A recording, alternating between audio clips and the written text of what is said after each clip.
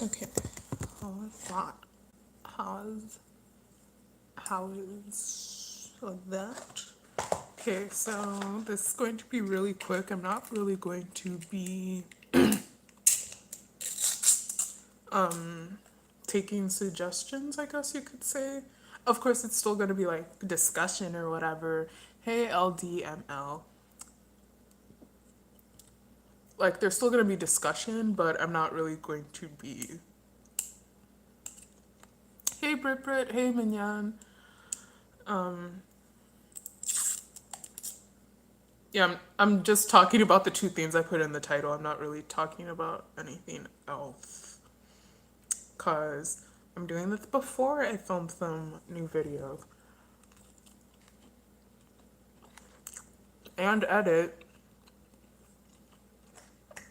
And I'm not going to have energy to do either of those if I do a regular live chat. Hey, there. These fries are so cool.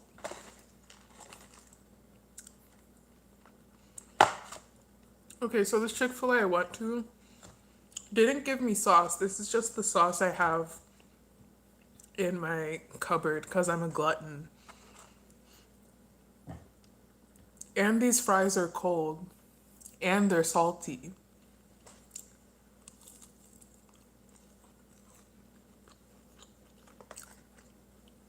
Guess who I'm seeing in court soon? Anyway. Mm.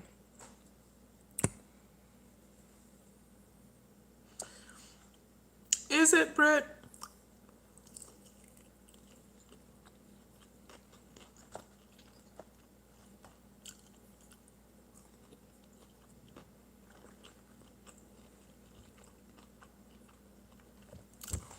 I am excited for Wavy, but now I'm seeing talk about them basically being 127M, and it's like, who asked for that? Who in this universe asked for that? Yes, we want the power that XOM had. Yes, we want the just like otherworldliness of XOM, but we don't want the that's okay XOM setup because like,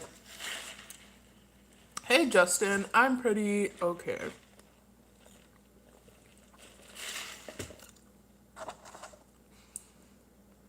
But is this?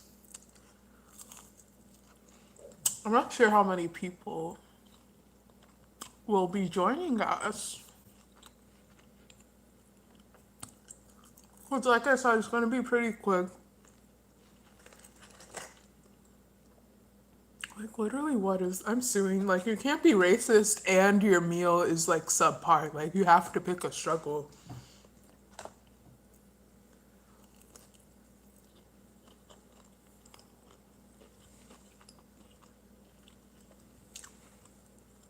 Okay. So Justin, that's what this whole live stream is about. Basically with a little tiddly bit about the other theme.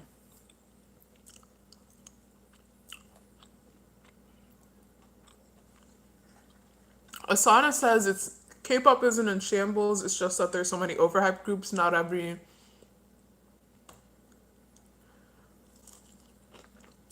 Wait a minute. Excuse me. This whole theme is gonna be a mess. My wig is literally in the middle of my head. I'm eating like cold racist food,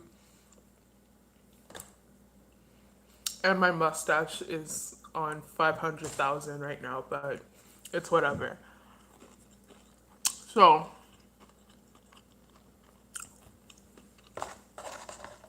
FNC decided that they're debuting a girl group in 2019, and their name is going to be Cherry Bullet, abbreviated CB. Even that right there is bordering. It's bordering.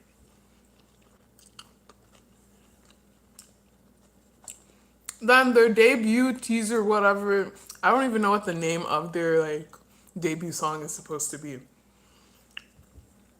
So not only do they stick with the Cherry Bullet name after 2017,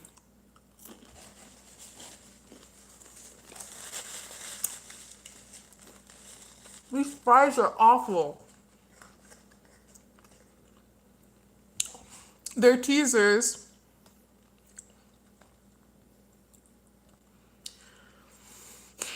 are basically like knockoffs. Well, not really all of the teasers.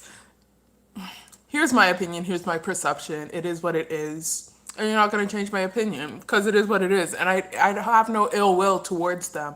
I don't even really have ill will towards FNC. I just think FNC. Hey, Daniel. I just think FNC probably should have gone about it better.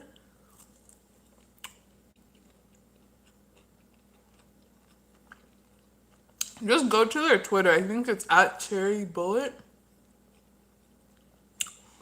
But yeah.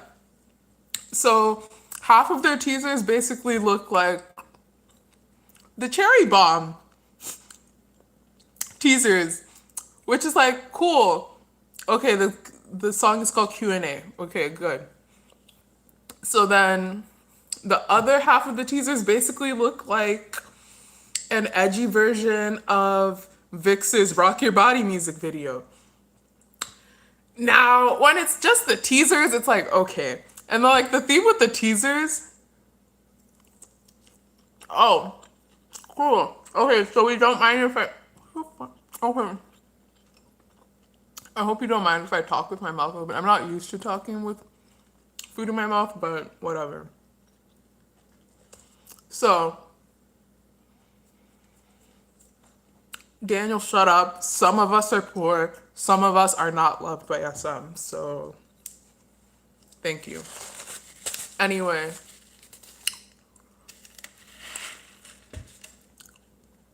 So, what happened? Actually, I am loved by SM. I'm just poor. So, what happened again? Yeah. So, it's like, on the surface, you hear it, and it's like, plagiarism is just some K-pop fans' favorite word. Like, they see two colors, it's like plagiarism. It's like, okay, girl, like, it's pop music. It's really not that deep. But then when you look at it,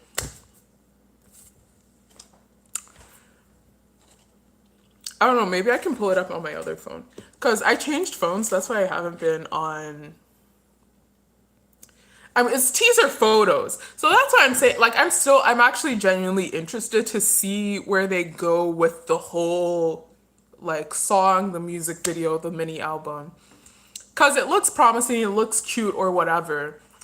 But it's, I don't know if there are any other, like, old heads around in this chat, but if anyone remembers when Nine Muses debuted, it's literally the exact same thing. It's the exact same strategy. And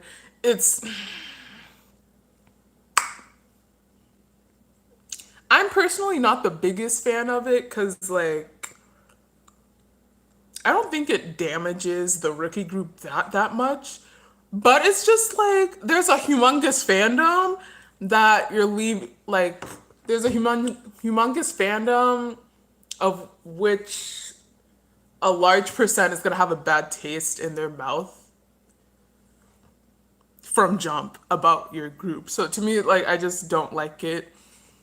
Not because I'm offended that they copied NCT. I mean, you're welcome. I mean, imitation is the best form of flattery. So thank you. Someone in Korea appreciates the masterpiece that was Cherry Bomb. But above all else, the thing that's like really iffy with it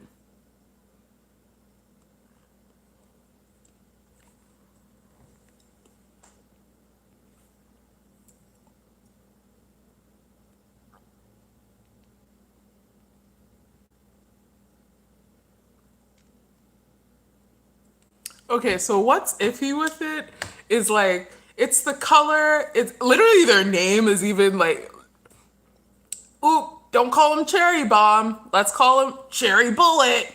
Hey, T. I just realized that was your like username, even though that's been your username across platforms for like years.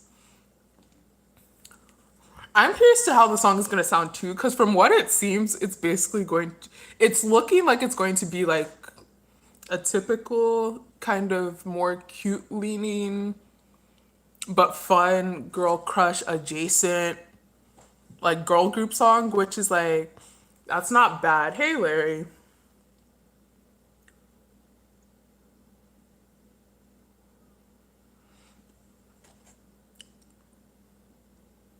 So like I don't know. Let me see. Let me see. I'll get the one that got me concerned, the one that like I actually like straight up replied to with an NCT meme because it was like, sis, ma'am, girl. And I'm directing all of this at NCT. Okay, that was scary. Is this one that they released yesterday? And let's be clear, let's be honest. FNC, I see the kind of company you are. I see the kind of marketing you're doing. Like it's not new. It's not like we know what's going on. And I personally am willingly following through on my end of the marketing of the PR. Well, I don't know if this is really PR, but it's marketing scheme that you're pulling off. And I would like my check. That's all I'm saying. Cause you don't. You literally do not. You do not debut a group with the name Cherry Bullet. Cherry Bullet's a cute name though. Like that's a cute, like it's cute. Like literally the only way Cherry Bomb could be better is if it was by a girl group. So like that's cute. I like it. I want them to win, really. But like there's no way FNC didn't ever happen to think about Cherry Bomb, one of the biggest like hits within the international K-pop community at the very least. Even if Korea wasn't here for it, international K-pop fans ate up Cherry Bomb like we loved Cherry Bomb. So you can't say someone who's in the business of making K-pop after 2017 / in 2017 and beyond isn't going to notice that Cherry Bomb happened, or it has no significance to someone who's making a K-pop group within that post Cherry Bomb world. Like it doesn't happen, because if that's your bread and butter, if that's how you're paying your mortgage, trust and believe you're going to pay attention to every Tom, Dick, and Harry that gets any sort of traction with any sort of concept. Let's get that straight first and for all. Okay, so let me see.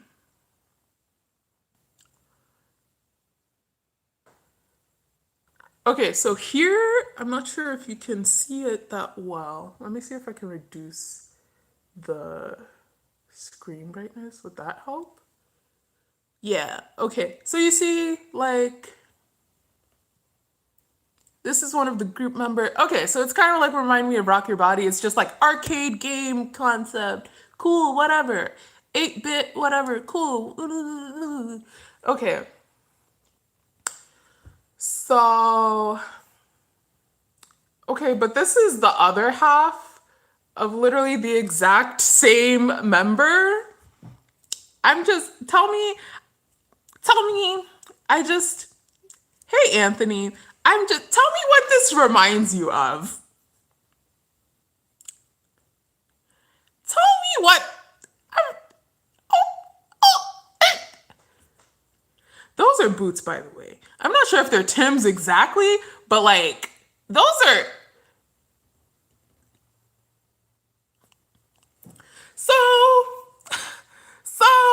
I'm not saying we own Pink. I'm not saying a group that's called Cherry Bullet after Cherry Bomb came out. This is a whole 2 years. Y'all could have come up with a new name. NCT came up with a new name, but that's besides the point. And the NCT literally has been in the works since like 2010 or some shit. But that's a whole. Okay, and the girls look cute. I haven't heard anything about them, but they seem to have like a pretty solid fandom for like a rookie girl group right now. But Lin Lin is the girl I'm keeping an eye on. I don't know why, but like to me, if you just look different just from teasers, if you can pique my interest just from teaser pictures, you have you have my attention. And okay, so it's like okay, gamer arcade concept, that one. But then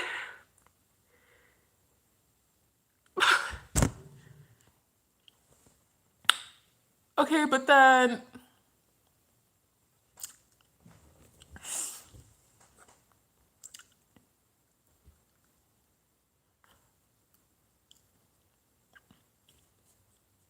it's like okay, just from that, it's like okay, no one cares. Like, okay, it's really similar. Like, if it was just these, it would be whatever. But then you get to their pinned tweet on the group Twitter, and it's like this. And it's like, cool, whatever. Then you get to the like, here's what the album's gonna look like. Okay, cover art, cherry arcade game, pixelated cherries.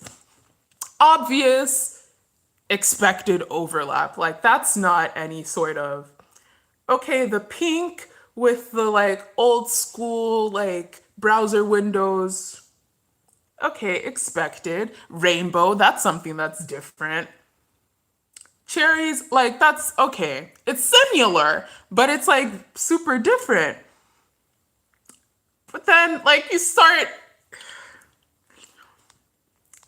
and then you get to like the photo cards, and then it's like,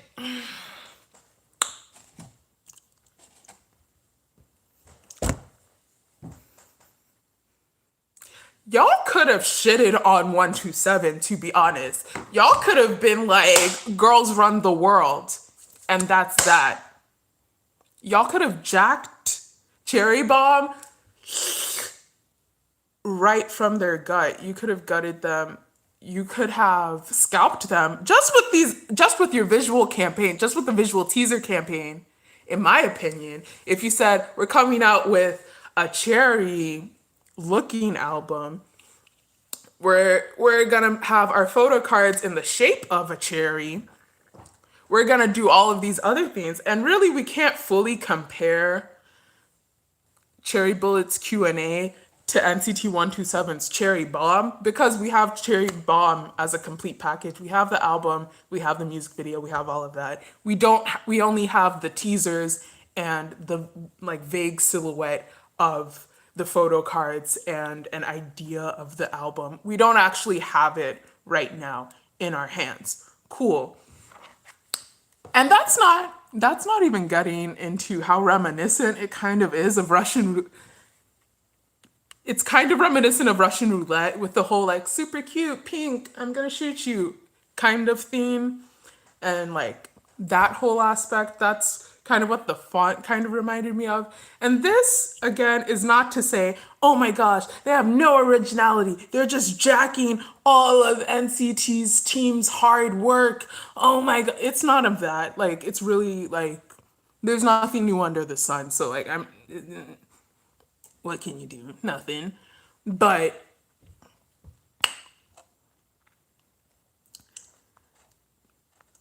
okay, so of course a lot of M citizens, cause like we only get one or two fully like developed concepts like Cherry Bomb.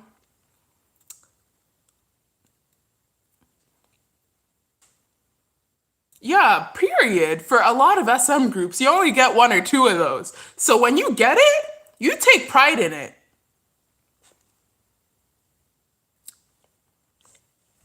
So, like, Cherry Bomb holds a near and dear place in a lot of people's hearts, and especially in a lot of N citizens' hearts. And obviously it's going to elicit a very strong reaction from a lot of citizens.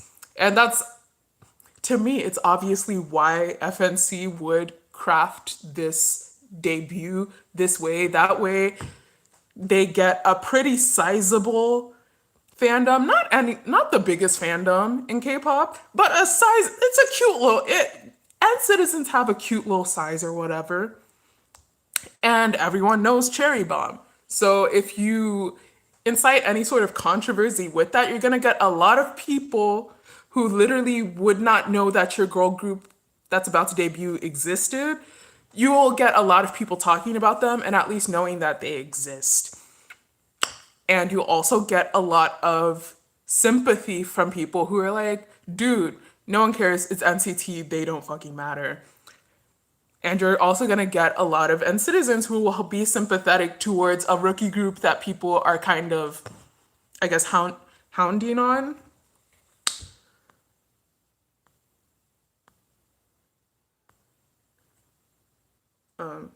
Yeah, so like even that's my response to that one in particular. But what is grinding my gears? What inspired this video and what is going on the invoice that FNC will be receiving for this free publicity, for this free marketing is people, it's one thing to appreciate NCT's work in the form of like low-key swagger jacking it. That's fine. It's whatever.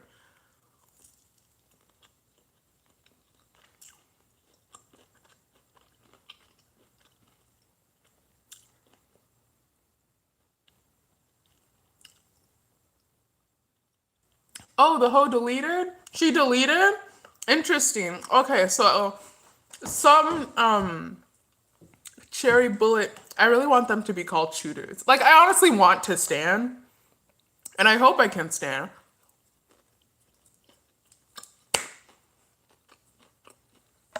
And I hope we're called shooters.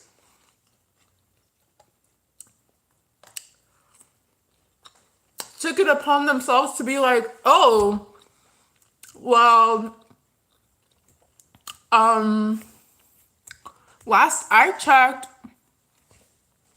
there was an album by Tyler the Creator called Cherry Bomb, and no one said anything about that, and they stole the animation from that, and they stole the, and it's like, girl, you really thought you did something. You really thought you did something because you Googled freaking Cherry Bomb. I'm done. First of all, okay, so I'm all over the place because it's personal for me. It's personal for me because it's starting to get insulting how many people don't know what they're talking about, but they insist on being loud and proud in this discussion where they don't really actually know half of the stuff that's pertinent to the discussion. What I used to say, like, what gives you the right to have an opinion? What gives you the right to speak? And then I was like, yo, people have different perspectives, blah, blah, blah, blah, blah. I'm starting to get back to that point because a lot of you don't really deserve the right to have an opinion in certain discussions. You need to just sit back and listen because first of all, your music library doesn't extend past 2010.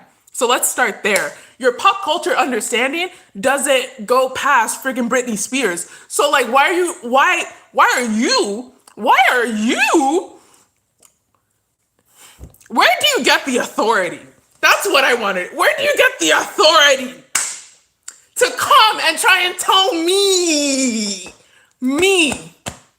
about NCT 127's Cherry Bomb? Dude, that's why I've been talking about it all day. Because I finished work for the week. That's the kind of work I do. I've finished for the week before lunchtime. So I've been getting paid to talk about this all day. Really. So I had time. But I didn't even need time. I literally just needed time to like read people's nonsense and just respond. I didn't even need to think about it. Like straight, like girl, how are you? And they really thought they did something. She said, rah, blah, blah, blah. Someone else was talking about the cherry bomb concept. Tyler, the creator, did the cherry bomb concept. He did not do no damn cherry bomb concept. He said cherry bomb. First of all, there are like 10,000 songs named cherry bomb. If you listen to anything aside from Korean music, you... Let me not. I was about to go there, but if you listen to anything aside from Korean music, if you listen to anything older than like 15 years, you would know that there are like 10,000 songs named Cherry Bomb. First off, you would know that if you had any basic like pop music, like popular music knowledge, basic, like not even Jeopardy level, like if we're talking Jeopardy, like 100, 200s level. If I said Cherry Bomb, you would say The Runaways. Even if you like, let's be nice, let's be lenient, let's be generous. Even if you don't say The Runaways, let's say you say Joan Jett or whatever. Okay, you hoes don't even know, you don't even know that it's Joan. You'll probably call her Joanne Jett. Let's be real. Anyway, continuing. You would say John Mellencamp, or at least Bryan Adams, one of them niggas. You know? Because, like, those are iconic Cherry Bomb songs. Then we get, and that's why a lot of K-pop fans don't understand you don't have the range to be having these discussions that you like to pretend to be having on Twitter. Like, you actually don't. Because you think, yes, Cherry Bomb bangs, and that is one specific way. That's one specific way to appreciate Cherry Bomb. It bangs, and it's fine. You don't need to go deeper than that. You don't need to know who produced it. You don't need to care what they're saying. You don't need to care about the costuming. You don't need to care about the music video. You don't need to care about any of that. You hear the beat and it bangs and you like it, and that's great. You're connecting with them on that level, but don't mistake that for my level. Are you dumb? Like, are you dumb? Like, are you actually dumb? Because I need to know. And I started going there because I deadass asked someone, like, can you read? Because I gave you the whole I literally gave you the whole abstract, because trust and believe, that little thread that I tweeted earlier today, that wasn't a thesis. That was the abstract, my G. I can give you the thesis with citations. Do you want it MLA or APA? Like, are you dumb? It's insulting. It's insulting that you would fix your mouth to be like, rah, so what? NCT owns cherries and pink and stuff? No, girl, because that's not what I'm saying. You don't even understand what I believe. And get that. As much as I know compared to you, I'm still saying this is just my perception. This is just my opinion. This is how I have assessed and evaluated the situation. In my perception, from what I know, I don't know a whole lot, but I know a whole lot more than you, evidently.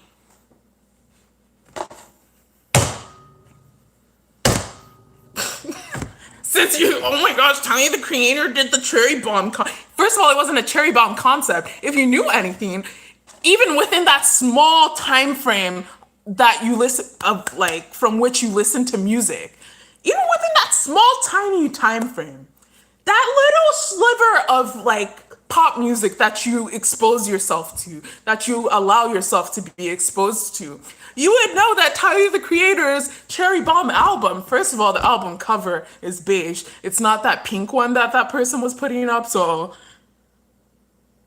okay. But continuing, let me get these salty ass fries. Anyway, continuing. And they're stale. Anyway, my perception, not Flower Bomb, Cherry Bomb by Tyler, the Creator, was arguably the precursor or the prelude, or whatever you want to call it, to Tyler the Creator's Flower Boy. A lot of people, that perfume is alright, I don't really care. But anyway, but like to me, Tyler the Creator's Cherry Bomb was the precursor to Flower Boy. And it was like, girl, why are you handing me resources for my point? Why? Like, okay, even in that deleted thing, let me see if I can pull it up. Cause like, straight up, I say that, and what's my evidence? Primary sources, first off. Because even in that little print that she was trying to say looks exactly, oh my gosh, it looks like, well, if y'all are gonna say Cherry Bomb is like copying, if y'all are saying Cherry Bullet's copying NCT, then like, yada yada yada, well, y'all are copying these other people too. And it's like, girl, first off, most of us aren't even saying you're copying. Well, we're saying you're copying. We're not saying it's plagiarism. Those of us that are extra are saying it's plagiarism. And that's stupid, in my opinion. Because, like,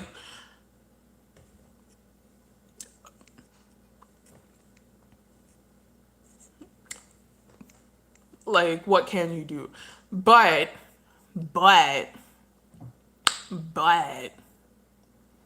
let's get into it.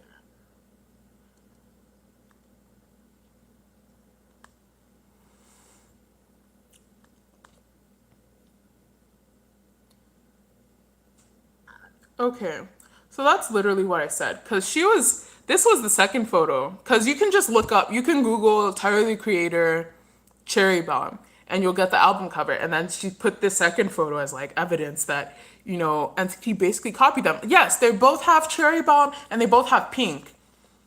And then I said, okay, this is pretty much evidence that Tyler the Creator's Cherry Bomb, the album, is very, very different. Very, very different from NCT's, because there's a flower motif, a sunflower motif even, or daisy. I don't know the difference between flowers, and that ties into my argument that Cherry Bomb for Tyler the Creator functioned as his sort of transition, but not really. I like to say precursor somewhat. That sort of transition from him being a very like sort of shock jockey, extremely offensive, extremely jarring, grating, abrasive figure into this more, oh, I'm sensitive, flowers and stuff, which is unique-ish within his niche of alternative hip-hop / hip-hop as a whole. Because like, he's one of the most popular alternative hip-hop characters, and him and his gang are basically responsible for like most of your Korean hip-hop faves movements and all their little crews and cohorts and all. They're basically little odd futures, in my opinion. But that's a whole other video. Yeah. So, okay. So you can see how it's sort of a softening of a pretty abrasive figure, or a formerly abrasive figure, whereas NCT's Cherry Bomb, first of all, the animation that the people were saying, oh, they stole that from Tyler the Creator's Cherry Bomb theme. First of all, it's from an arcade game. It's from an old arcade game. If you pull up the Cherry Bomb by Tyler the Creator album art, it's literally this face put on Tyler the Creator's face. Okay. And this is sort of this like theme, aesthetic, like, ha ha ha ha ha, violence of the Cherry Bomb, everything. The album, everything basically. So yeah, it is similar to Tyler the Creator, but it's super different. And that's NCT's job as a pop act. It's not for them to come up with entirely original stuff. It's for them to pull from different resources and different important, significant references and just give us a whole other experience. They literally came out with the same album name as a super iconic artist, basically in the larger scheme of things, in the same generation, in a pretty relevant niche. Like I said, Tyler the Creator is super significant, regardless of how you feel about him. He's pretty significant and pretty influential within alternative hip hop, which, and especially Korean hip hop, which is becoming more and more and more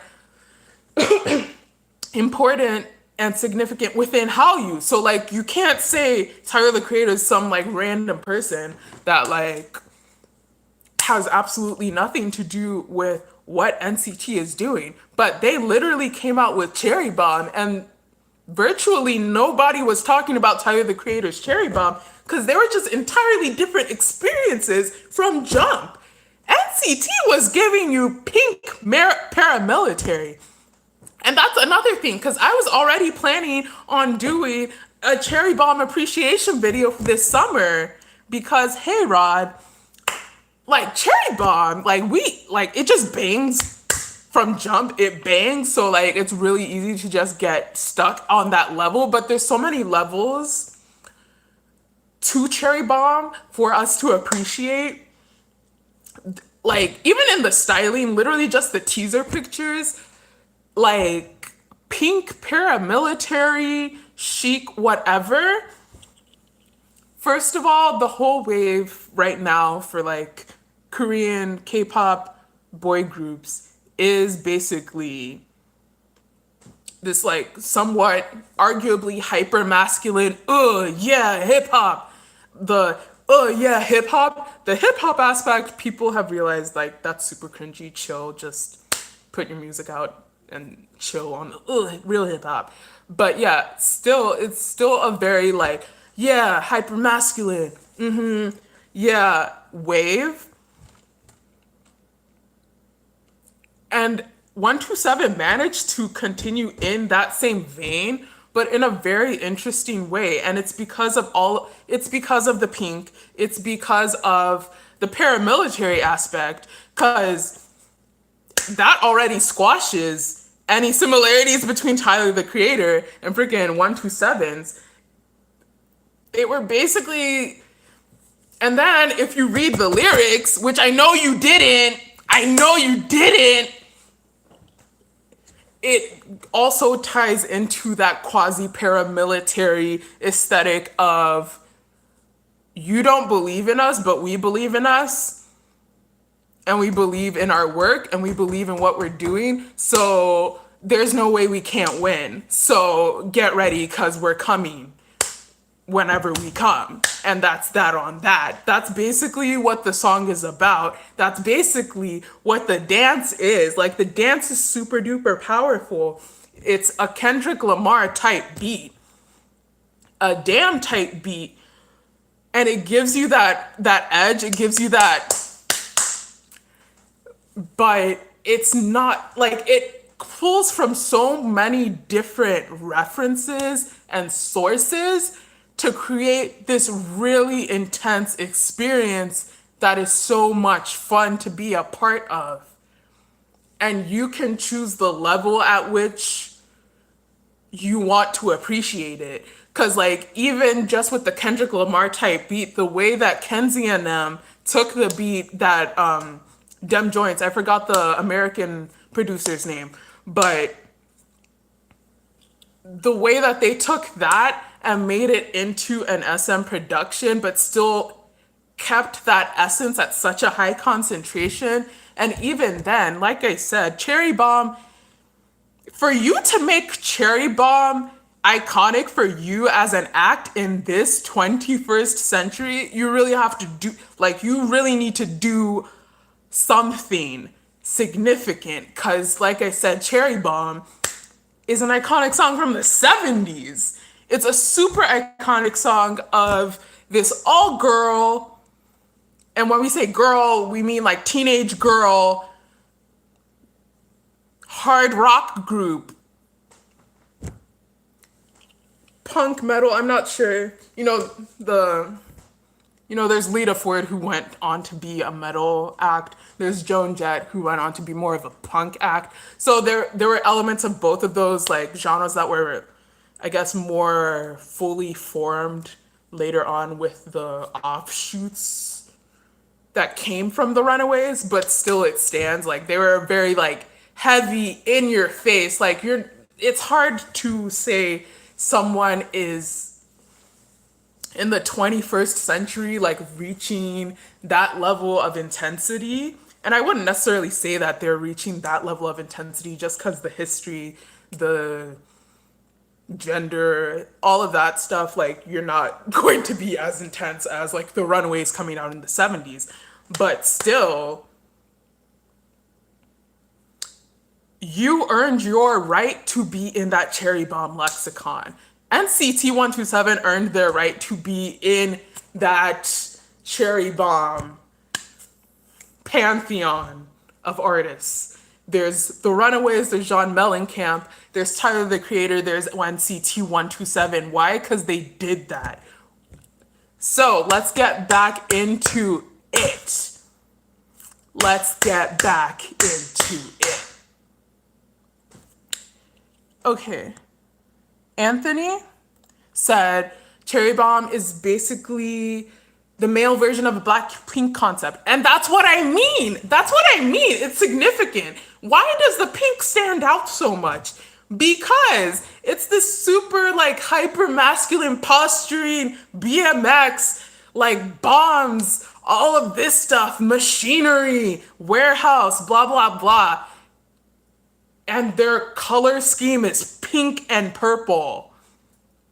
And somehow pink and purple, these very like feminine within our modern society colors, are turned like super masculine. And they're naturally just part of this paramilitary aesthetic theme that this group of like super attractive young men are doing. And it's like all these different like contrasting bits that just fit perfectly, and it's like, what? And it kind of models after the song. Like the song should sound disjointed, but there's just all these little tiny strings that barely keep the different parts together, and it just kind of fits, and it's like, huh? And that's the magic of NCT as a whole. But 127, the premier, the main focus of the collective for the time being. Okay, I'm talking about this whole Cherry Bomb, the girl group thing. And I want this on record so that FNC can run me my check for doing their marketing since they were too lazy to or something, because I don't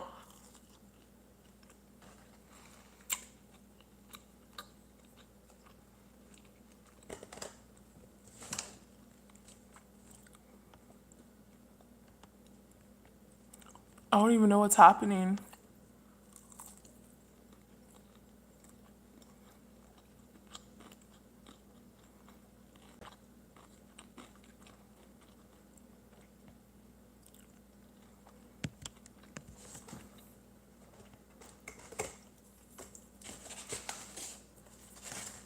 So yeah, I don't know.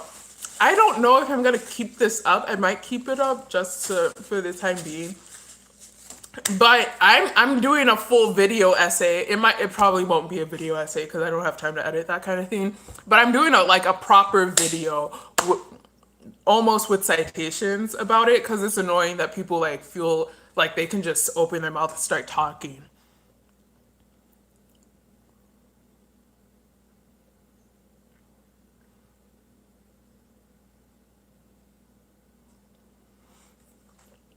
And also, okay, but I'm not fully finished because like people don't appreciate Cherry Bomb as much as they should. As much as people love it, they don't appreciate it as much as they could or as much as they should. So Tim, I'm gonna be ending soon probably. So you can just like go back and watch what I said and like comment later. Cause I finally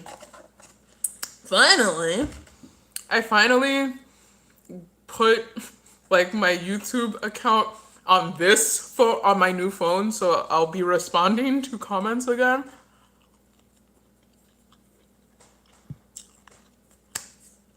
Justin, that's exactly my point. Cherry Bomb is such that like it's like you almost like it is across the board universally either you're number one or you're number two for 127. Like it's no maximum, like or minimum rather. It's number three because some way somehow you just really really really love regular or something. But like Cherry Bomb, and that's what I mean when I say precision, and that's what SM excels at when they really put their mind to it. Precision. They had a goal in mind and they got it spot on.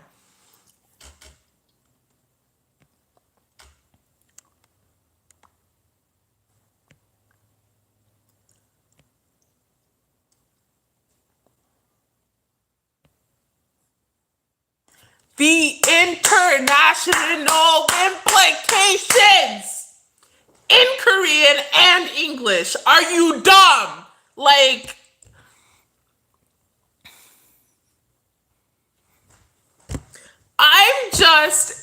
when you do quality, when you translate it, it's gonna be Can we get into how they maintained the spirit of the original Cherry Bomb in the English version, but they made it into something else? It was a little awkward, but like, I can cut them some slack for that. But like, I'm just, shame on me for not uploading my Cherry Bomb album review.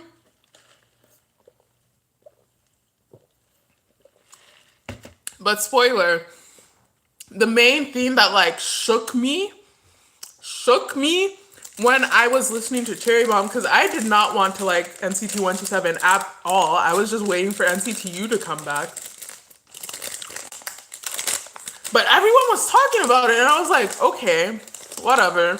And I think it was before, I don't know. I think it was before the music video, I don't know. But everyone was like, oh my gosh, this album. And I was like, okay, whatever. So I listened to the song, but way before I ever saw the music video. And I was like, because I saw what they were going for. I was like, okay, so Kendrick Lamar type beat. Which other boy band is doing Kendrick Lamar songs? Quickly.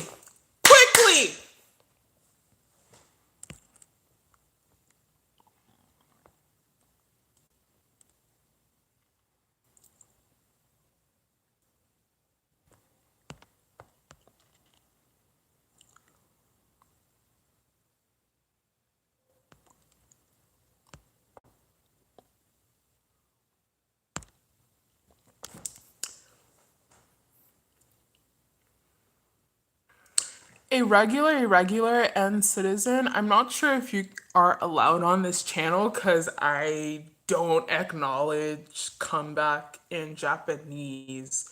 So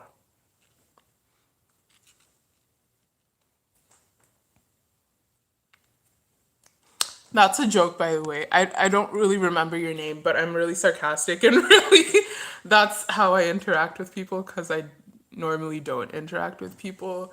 So yeah. But yeah. I like Cherry Bomb is such excellence. It's such K-pop excellence. It's like y'all don't deserve NCT, really. And y'all know who y'all are.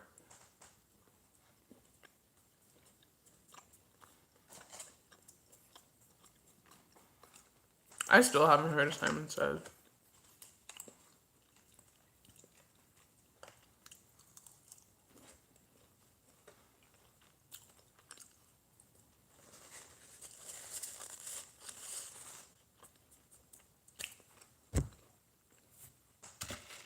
But, but.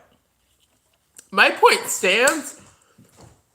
We could have been, we honestly, really, truly, if NCT 127 came out with teaser pics like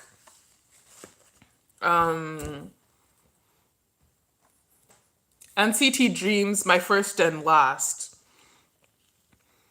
I'm not sure. I love the Chain Mini album, actually. That's like some of the few, that's like one of the few, like, I guess K-pop and Japanese, K-pop, J-pop themes that like I love, love, love. But what happened? What was I saying?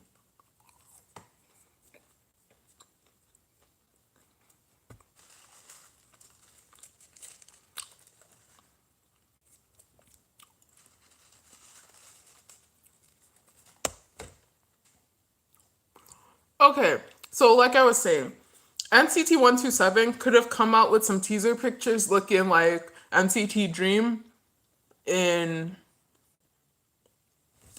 I believe they were the My First and Last teaser pictures where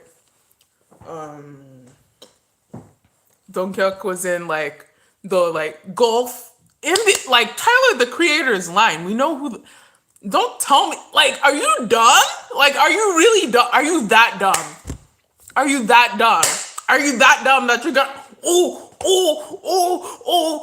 the Creator came out with Cherry Bomb in 2015. I was like, girl, every damn body and their grandmama has come out with something named Cherry Bomb. Lady Gaga, Cherry Cherry, boom boom. Are you dumb? Like, are you dumb? I really don't like talking like that, but like sometimes you need to clarify because the way some of y'all just run at the mouth, it needs to be asked. But getting back to the point, if they did that, because that was very like Golf Wang, the boy band, like the Jackson 5 boy band. If they did that with an album named Cherry Bomb and they were looking all flower boy-ish with the bright, I don't know art and visual stuff, so like I'm not sure if it's desaturated, like super bright colors with desaturation, like slight desaturation or like I don't know, but you know how like Tyler the Creator's visuals usually look for his albums. Like if they came out with stuff looking like that, they would have been in the same shoes. Trust and believe. They would have gotten us the similar response from me personally as a fan. Well, I wasn't a fan, but as a K-pop fan, as someone who's vaguely aware of their existence, I would have been like, this looks mighty familiar. Cause that was Tyler the Creator's Cherry Bomb. Tyler the Creator's Cherry Bomb was functionally his transition towards being the flower boy of hip hop, if you will, which is unique within his niche. What NCT did is unique within their niche. Which other boy band, period, but even within K-pop, is doing Kendrick Lamar type beats and not doing it full on hip hop, not as like a full on hip hop. Yeah, I'm rapping, flexing, blah blah blah blah, rap line, not like that. Who's doing a title track with Kendrick Lamar type beats, but still kind of making it their own, but still giving us a grand pop production, choreo, video, all of that. Cause like the Cherry Bomb music video isn't even that nice. Like it's not as perfect. It's not perfect, but the whole package is so solid you can't knock it, really. So Yeah, Cherry Bomb is NCT 127's property,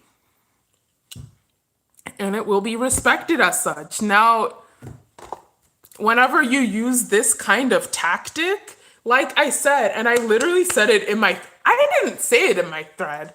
I linked it in my thread. I quote retweeted it in my thread when I said this 8 years ago. It's going to be 9 years ago this August. I said the exact same thing about Nine Muses when their company put them out and they said, first of all, your name's Nine Muses. I already know someone's are gonna be like, they aren't gonna say anything, but they're gonna be like, just at the fact that you have 9 members and you're making that your brand by making it your name, they're not gonna say anything about, oh, why did you call them Nine Muses? SNSD brand is the power of nine, blah blah blah. They didn't say anything like that, but I already know in their heart of hearts, some so ones were already like, oh, okay, girl, okay. And then whenever they were putting them out, whenever they, Tori, and you know, whenever they were putting them out, there was this one picture, I promise you, it must have been way back. This was 2010. So whenever people would talk randomly about SNSD, there was this like picture of them with like khaki skirts and like pinkish shirts, something like that. If you were in K-pop back then, you would remember like whenever someone was just randomly talking about SNSD and it wasn't for promotions or something and they didn't have a group promo pic, there were like some photos that were used super duper duper regularly. And Nine Muses company announced their group Nine Muses, damn near the power of nine, and the like some of the photos that they put them out with and they put articles out with was super duper similar to those super iconic but not actually like single promotion pictures for SNSD, whose brand is already the power of nine. Now, does that mean Nine Muses should be bashed or should have been bashed or they were plagiarizing? No, but it's like you're cutting it really close to this super duper mega famous acts brand within your niche. You know what's going to happen and you know that's going to get people talking about you. You're going to get basically the biggest fandom within your niche, female K-pop, talking about you, and that's going to get you a lot of traction. And that's a tactic, but then again, that's a very dangerous tactic for that particular fandom. Of course, people who aren't so ones, of course, Blackjacks and them and all those different people are gonna be like, hey, you know, you guys don't own being a 9-member group. Like you're not, you don't own being a 9-member group. You're not the only one who's allowed to have 9 members. Other groups are allowed to have 9 members. Other groups with 9 members are allowed to pose with each other and wear like regular clothes. Like, what is that? Fine, great, wonderful. Lots of non-so-ons went on to casually, to emphatically love like whatever 9 Muses, but you messed with the biggest fandom within your niche. So there's a good chance there's a bad taste left in the mouth of the biggest fandom within your niche. At that point in time, 9 Muses wanted what SNSD had. SNSD already had their career. You want what they had. So, like, that's super dangerous. Is it illegal? Is it, like, unethical? No, it's fine. It's not, like, stealing or whatever, but it is what it is, and people are going to see it however they see it, and you know that that's how a lot of people are going to see it, and you know that that's going to get people who otherwise would not have known you existed talking about you. But as it stands today, Nine Muses does also have, Nine Muses has had a pretty good, successful-ish career for some of its members, but then other members, it's kind of one of those groups where they did fairly well, especially for a girl group from a not so big company, but I personally can't help but think how things would have gone if they didn't do that at debut. If they didn't mess with so-ons, would more so-ons have been more open and more curious about Nine Muses and more enthusiastic about Nine Muses maybe even earlier?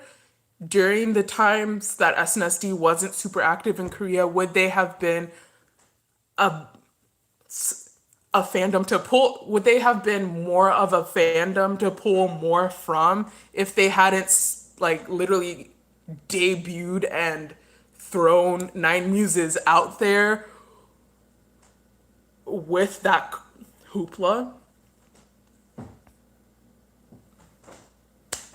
That's what I'm asking. Like, it's successful, it's gonna get people talking, but what are the implications? What are the long-term implications? What are the short-term implications?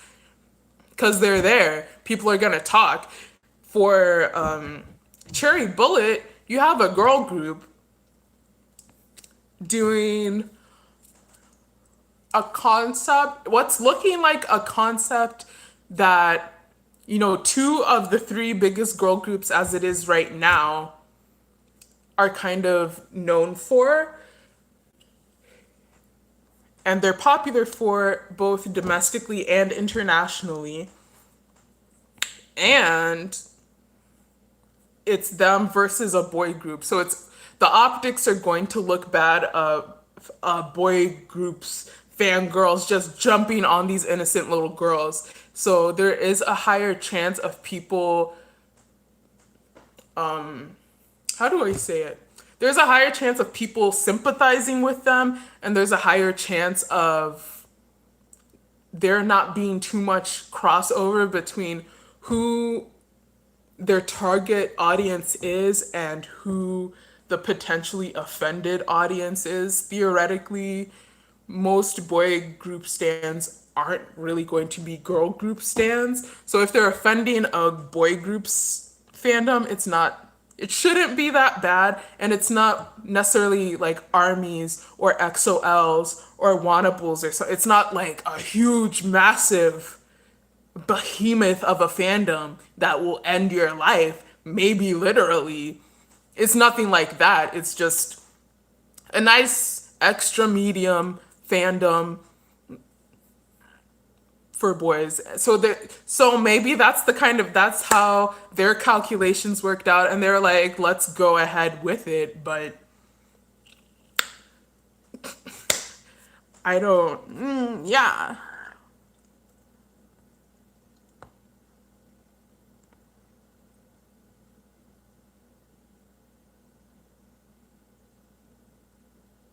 So yeah, like some so-ons are just not going to rock with you, but like, why would you like solidify that, or why would you maximize that number by going that way?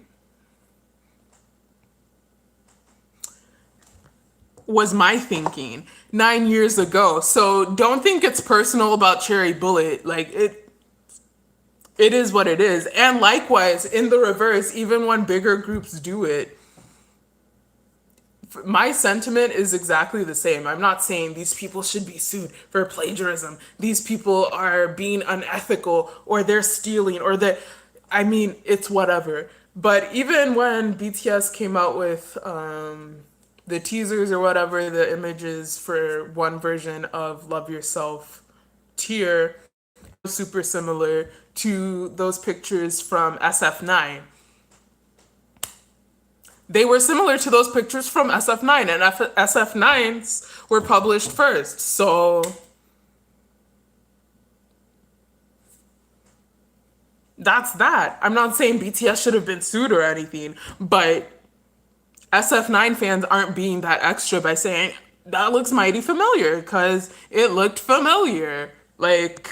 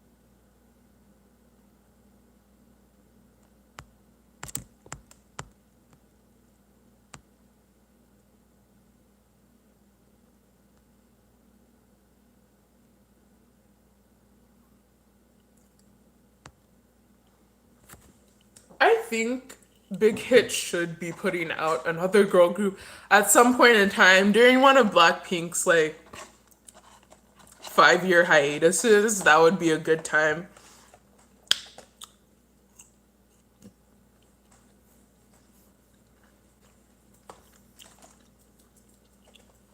And like I said at the beginning of the video, what's it called?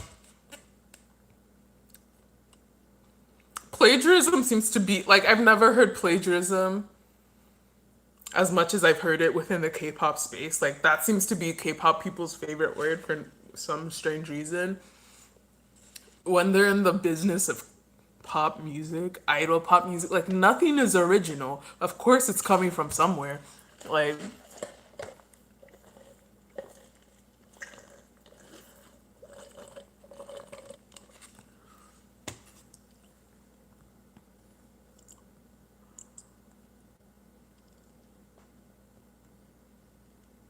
wait, what? Have you ever seen a group debut and wonder if it was out of pure necessity, like to try and gain even a little bit of revenue for the company? Because I do not say any names, but you will absolutely say some names. I have no idea who you're talking about. And that's one of my favorite things. This isn't listed in the title or whatever, but that's another thing that pisses me off. Who are you to tell people what what representation for a whole group of people is?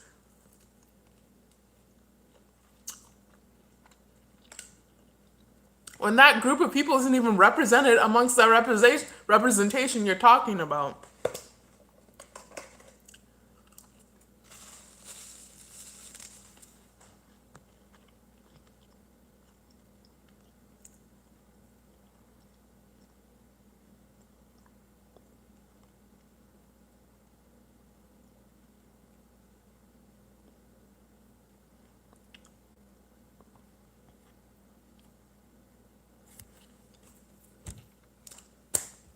So that reminds me of recently some people were like, oh, what's it called?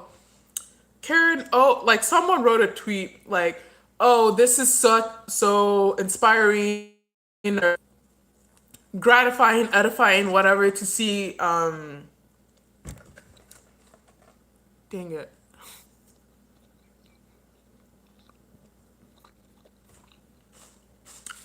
I'm really awful because like I don't pay attention to things. Sandra Oh, I believe, the Korean Canadian actress who hosted the Golden Globes recently, and she like won one, and she spoke Korean when she accepted her award to her parents. When she said thank you to her parents, she told them I love you in Korean, and like that made some people were like, oh, that's really cute. That's so important to see someone speak their native tongue on blah blah blah blah blah. And then some armies, I hope they were trolls, but like I know they weren't, because that's how a lot of y'all be moving. We're like, okay, but BTS do this every day of their life, and you guys make fun of them. And it's like, first of all, I'm pretty sure the Americans who were like applauding Sandra weren't the Americans making fun of BTS for speaking Korean or whatever. Secondly, like you said, BTS do that every day of their lives because they are South Korean. Like you love to rub in people's faces that they don't need any American members to be successful in America. Okay, great, that's wonderful. But that also means they don't represent Korean Americans, let alone Asian Americans at large, for you to be like acting like them being Korean as South Koreans is de facto representation for Asian Americans who are not just South Koreans, who are not just Asian people from Asian countries. They're Asian people who are actually Americans. That's a different experience from being an Asian person from an Asian country in America. You would have got that if you weren't so obsessed with making sure BTS are the only ones and BTS are your magical Asians, your magical token Asians, because you're trying to cover up the fact that you're still pretty Orientalist despite finally getting into one of those Chinese groups, like you used to call them. Don't think we forgot how y'all used to be talking.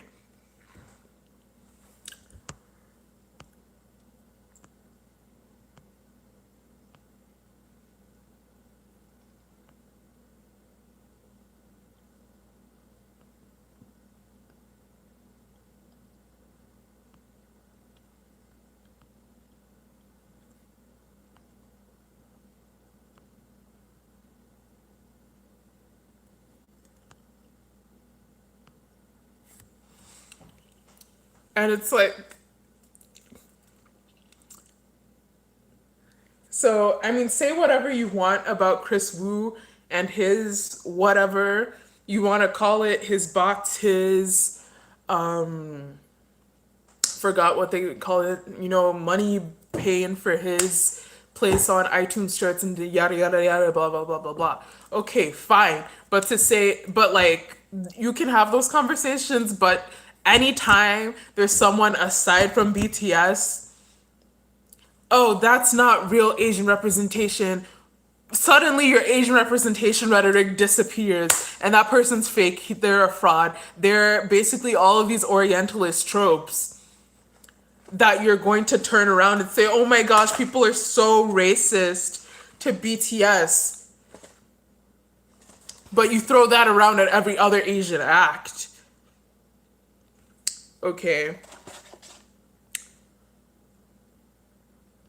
But should we really be surprised? Because y'all are the same people who'll start coming for freaking Blackpink, whoever else, anyone else aside from Twice. You'll come from Blackpink, but you won't come for Twice. That's weird. Oh, they set women back, blah, blah, blah, blah, blah, yada, yada, yada, yada, yada. As a feminist, BTS is more feminist than insert female act. And it's like, are you dumb? Like, first of all, you don't have to be a feminist. One, you don't have to be discussing feminism as a boy band stan. You can literally just discuss your boy band and that can be it. You don't even have to discuss all boy bands or multiple boy bands. You can literally just discuss your faves and that can be the beginning, middle, and end of the discussion. But you refuse for it to be, so here we are, and people like me have to set you straight because you're propagating and perpetuating falsehoods and it's very, very harmful. How dare you say that girls, young women, going through what idols go through as young women and living their lives, getting their money, making names for themselves, establishing careers for themselves, are not as feminist as some guys writing a song or two about you go girl, you're cute or whatever, Girl groups are like possibly jeopardizing their livelihoods by reading a book, but they're not feminists. The real feminists are the guys that I think are cute and said like girls should be able to do whatever they want. Girls are awesome. Tell me what that does. First off, quickly.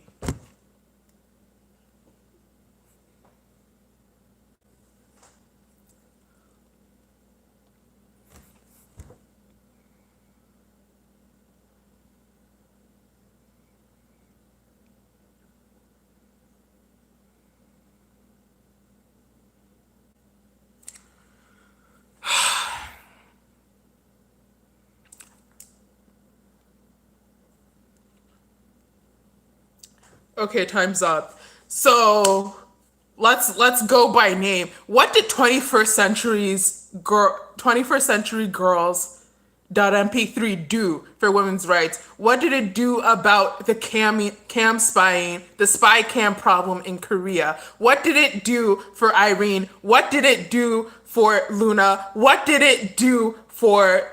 Let's go down the list of all the idols who are suddenly just the worst person in the world because they read a book, because they said girl power, because they said girls can do what they want, because they said femme, because they said any of these things in a country that ranks lowest amongst OECD countries for gender discrimination. Like, are you actually dumb? Are you actually dumb is what we need to discuss. Because you might not be qualified for this discussion. You might not be. But because you're part of a big fandom and a lot of people agree with you, you think you have a right to perpetuate these falsehoods. And it's harmful to girls. Why? And that's why it gets me angry, and that's why I need to set you straight. Because like that other stuff about BTS paved the way, or this person paved the way for BTS and blah, blah, blah, blah, blah. That's more about like history, because for me personally, it's irritating for people to rewrite history because I just don't like lies. And those are lies. And then we're also, as a Black person who's from America, I know what happens when people repeat a thing enough about history, about pop culture. People will just believe it, and that will just become the facts. That'll become the official history if no one counters them with the reality that was happening on ground. See jazz music, see rock and roll. So even though K-pop isn't necessarily mine, you're not about to erase me or my friends or the people who helped welcome me into K-pop, into this genre that low-key saved my life. You're not about to erase us from that history. You're not about to act like BTS, and you can say BTS invented K-pop as the meme, as the joke, as the kiki. That's fine. That's wonderful. But you're not about to erase BoA. You're not about to erase DBSK. You're not about to erase HOT. You're not about to erase Rain. You're not about to erase. You're not about, because what you don't understand, what BTS means to you, all these other acts mean to someone else. So it gets very personal when you erase the impact that those acts have, because that represents not only their work, their blood, their sweat, their tears. That's not only erasing the impact of a young Korean girl going to a country that used to colonize hers, literally when her grandparents were young people. Like, are you dumb? She had to go to a former colonizing country to immerse herself in the culture, to basically become part of that culture. Like, her grandparent could have possibly have had to do because of colonial, imperial, military forces forcing her to have to do that. She did that as a young woman. to basically save and revitalize a whole company, a whole record company, and low key a whole K-pop industry? Are you dumb? Do you really think people who supported her through people saying, "Oh, yeah, Boa, that little teenage girl, she's probably Lee Suman's like sex slave or some shit. She's probably sucking off Lee Suman as we're speaking right now." That's the kind of thing people were saying about Boa when she came out. That's the kind of talk that she endured as a puppet, as someone who just sings songs. She doesn't write songs, so she doesn't have any meaning. There's no meaning to what she's doing. There's no meaning to their art. But, you know, our artists write songs, so it's meaningful. Oh, they said girls are cool, so they're feminists. Boa didn't say blah, blah, blah. So, you know,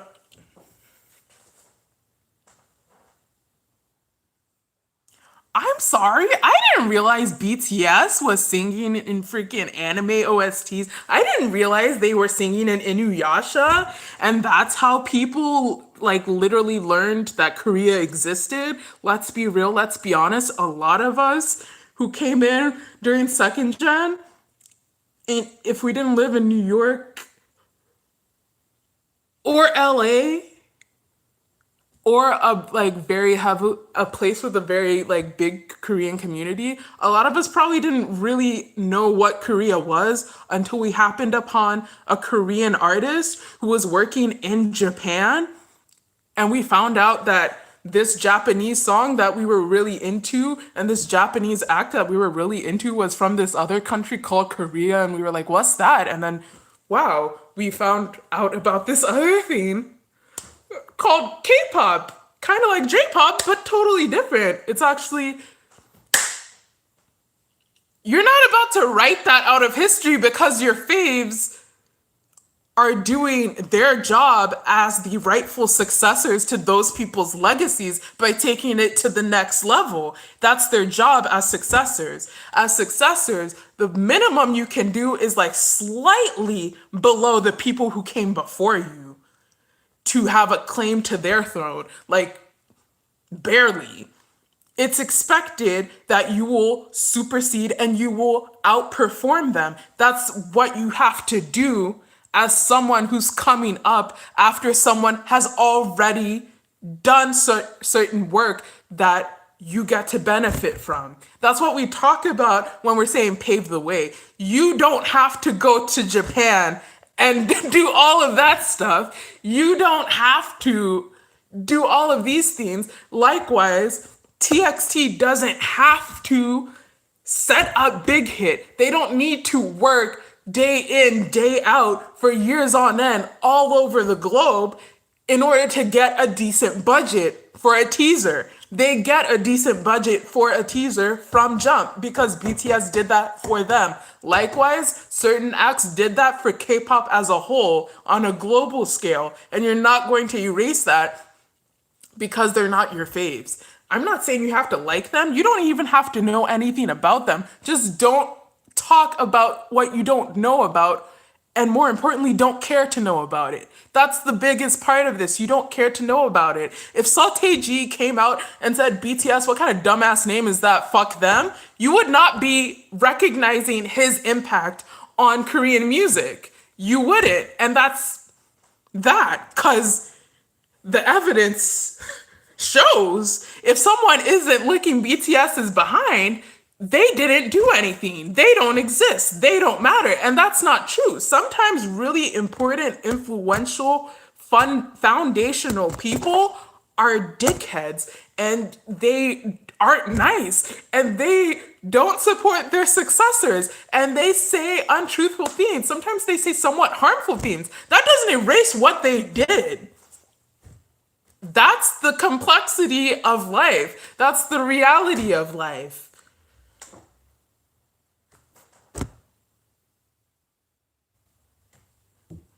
Like, it's annoying.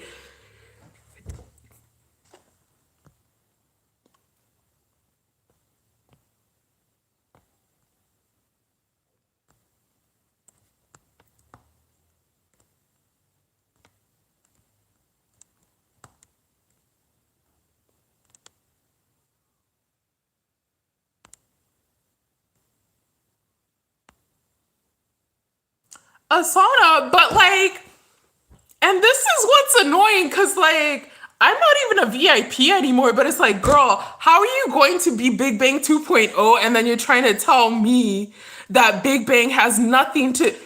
Girl, dead ass, BTS's entire cohort of all those little real hip hop groups that debuted 2013 were like, we want to be like Big Bang. Like straight up, they're like, we want to be like Big Bang, basically. If they weren't saying it, they were saying it with how they came out. And would record companies have the gusto to be debuting a hip hop concept idol group with like exceptional rappers and vocalists? If not for the success of Big Bang, I highly doubt would people be investing in an idol group that whose main features are their rappers and then singers without the proven success of a Big Bang? No, they wouldn't. Who would give you their money to do that if there wasn't already a proven success? That is, so when we say pave the way, we're not saying, well, I personally don't say pave the way, but to me, I don't flinch when someone says such and such paved the way for yada, yada, yada, because it's like, it's facts. No, GD, Daesung, who else? Top, Taeyang, they weren't saying, oh my gosh, you guys should check out BTS. They're this new rookie group. They're really awesome.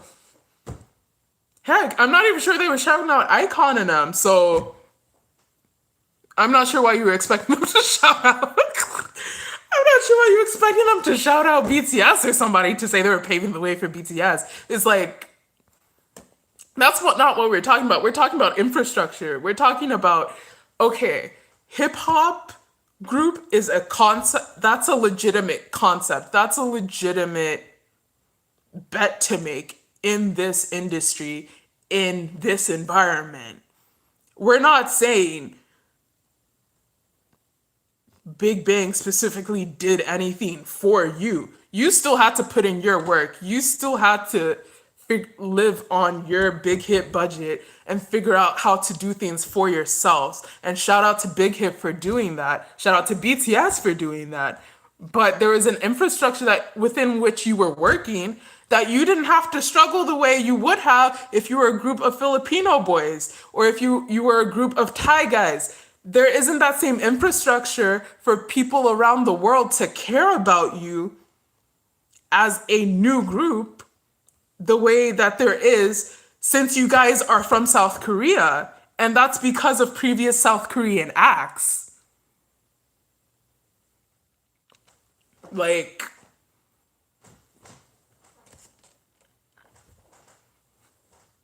it's really simple.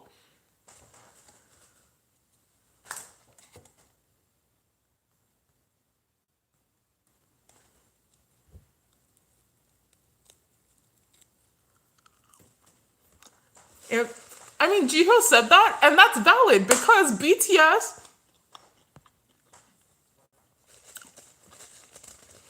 as leaders of this generation, they're doing their due diligence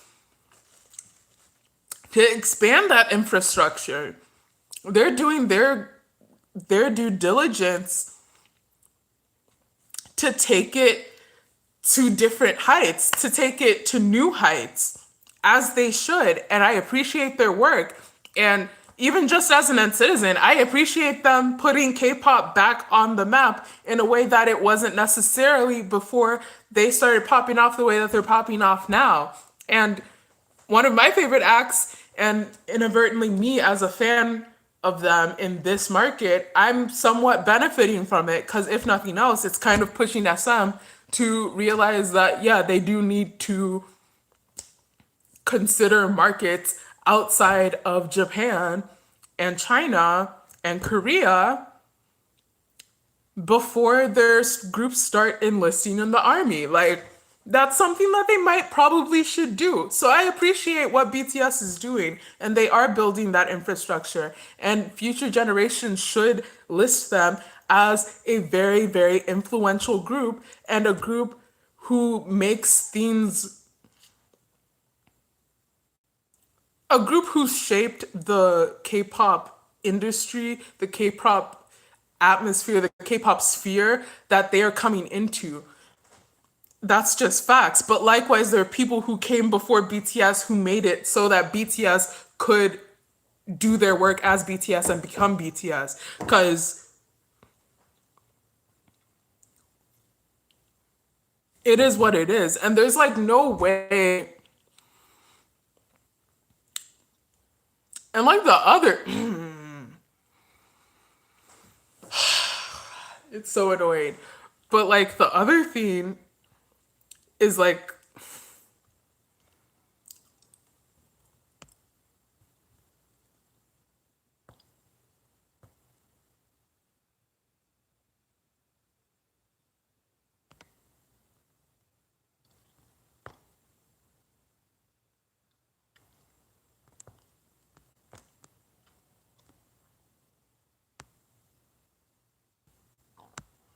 I mean, the other thing lots of people love to ignore, lots of people like to say, oh, Wonder Girls flopped, SNSD flopped, even though they didn't even actually promote here, so I'm not sure how they.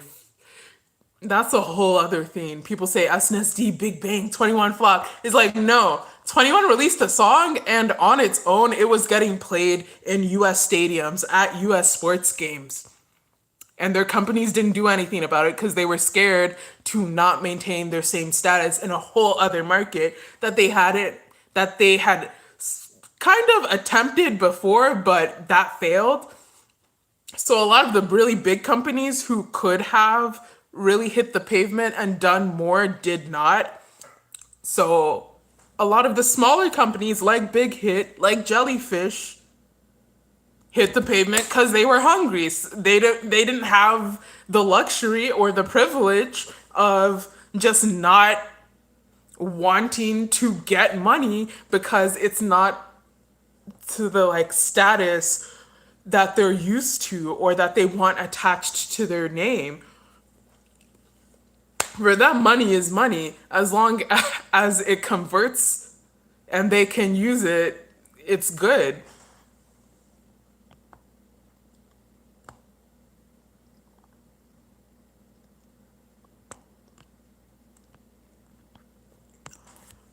So yeah, people love to say Wonder Girls flopped, Wonder Girls flopped. They didn't do anything. They didn't pave the way. No one knows who they are. But like Wonder Girls literally provided a lot of US K-pop fans their first actual physical in real life K-pop experience where they didn't have to fly out to LA for Korean Music Festival to sit through trot singers and then see like two K-pop acts. So, and how are you going to say that's not significant to developing US fan culture when people were probably for the first time having the opportunity to actually organize fan events and organize things with fans in different cities and say, hey, let's do this stuff. And hey, who wants to help get food for 2 p.m.? Like that actual tangible fan culture was developed because we finally had the opportunity to do those things in the US in a bunch of different places. People finally were able to do that in Texas. People were finally able to do that in Chicago, in Georgia, in different parts of the US, as opposed to just going to LA and then sitting through a bunch of stuff in Korean. I mean, how do you even get a KCON for a like bubbling up and coming group like BTS to then perform at and show a whole stadium full of K-pop fans what they're made of and what they can look forward to without US K-pop fans starting to organize. Before KCON, you literally had to go to anime conventions for the K-pop panel. And that like literally that was the closest we had to K-pop concerts, K-pop anything.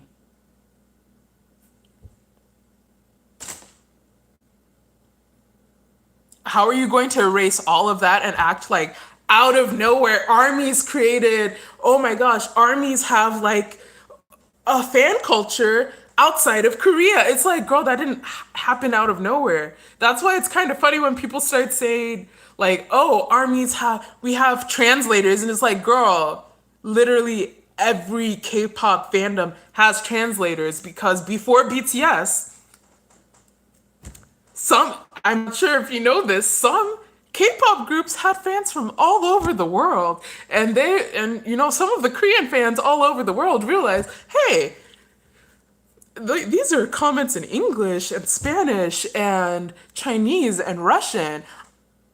I remember someone, oh, I think I remember someone said that they live in this country. Why don't I see if they can translate things so it's easier for them?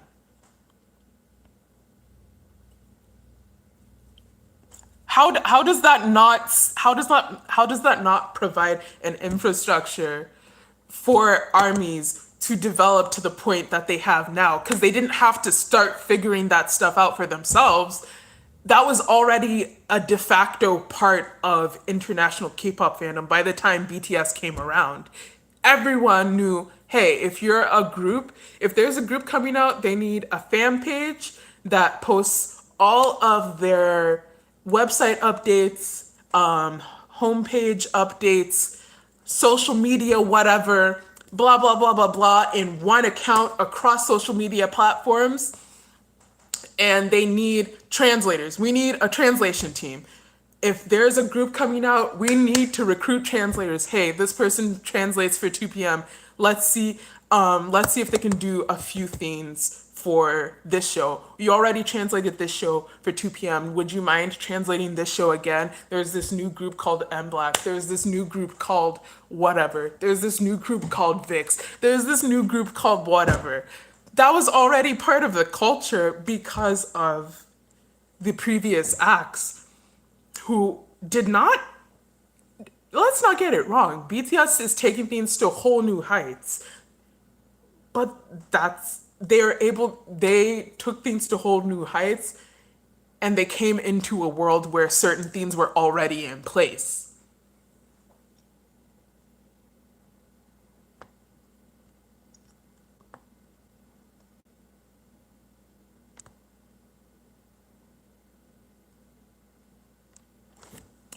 Torian, Shine Baby Muse, that's exactly what I'm saying. Like, they might have flopped, but girl, that's like saying, oh, such and such didn't really make Houston because they didn't make I-45, so they didn't really make any roads. How are they supposed to make an interstate highway when all they had were horses and carriages? If you made a road, if you like went into the forest and you made a general path for people to walk and we can just see, hey, it's you can go from this side to this side through this forest and just go through this way that doesn't have a bunch of trees. That's something. Is that an interstate highway that gets you from point A to point B in like 10 minutes? No, but it's something. And it provides a template, it provides an infrastructure, it provides a foundation for people to now go in and make an interstate highway. And fun fact, even if it's complete BS and it's super inefficient and it just doesn't work, that actually helps the people who come in after you to know, hey, that way actually doesn't work. So I'm not going to do that. I'm going to do this other thing. I don't have to waste my time doing this thing and seeing that it doesn't work. You already saved me time and showed me that it doesn't work. BTS did not necessarily try to become more American. That's not their brand. And who's to say that they would have done the same thing if there wasn't Wonder Girls, Rain? I mean, Rain didn't really try to do music in America, but if there wasn't Wonder Girl 7 Boa, Who's to say BTS wouldn't have been releasing English singles? Because that's the logical thing to do. That's what they did for China. That's what they do for Japan. Why wouldn't they have done it for the US if they didn't have solid evidence that that's not successful? That's not a successful strategy in this market. Don't waste your time doing it. They could have wasted their time doing it, and that might have had a negative impact, maybe not super negative, but it might have wasted their time. Their trajectory would have been a bit slower if they were wasting their time with things that have been proven unsuccessful before they even were formed as a group, so they don't have to waste their time. That is what we talk about when we mean infrastructure. That's what we talk about when we mean that's something that's a resource that Wonder Girls, BoA, all of them provide for the K-pop industry as a whole to know there are K-pop fans in the US, but that doesn't mean you can move into the US the way that you move into Japan.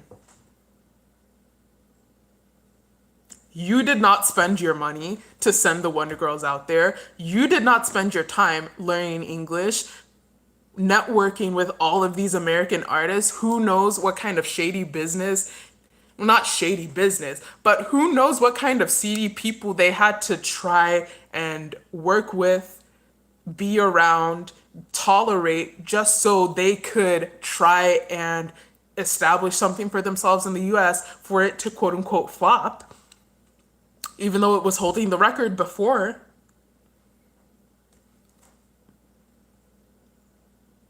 For you and your group to already know, okay, we shouldn't do that, and conveniently just do things have a nice straight path. And then you disrespect their work, their time wasted, their career that was derailed because of that move. You disrespect that and say, oh, well, you didn't sell a bunch of albums, so it doesn't matter. It doesn't exist. It provided a whole lot of infrastructure for US K-pop fan culture. That was my first concert. And it was in, what was it? It was in House of Blues. And it was really intimate, but it was so much fun. How many like original songs did they perform? I'm not even sure, but it was literally just so much fun, and it was a really significant part of K-pop culture that US fans just didn't get to experience, but thanks to Wonder Girls US promotions, I got to experience that my first year being into K-pop. Who's to know if I would have stuck around with K-pop if I didn't get to experience things like that as someone who doesn't live in LA, doesn't live in New York.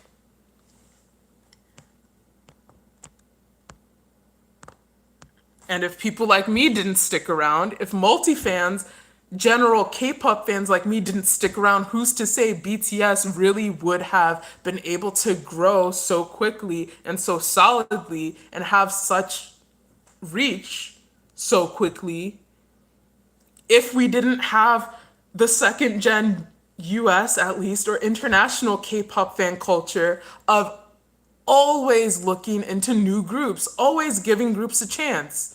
Never saying, oh, I'm a hottest, so I can't listen to new groups. I don't want to listen to new groups because, I don't want to take away attention from 2PM.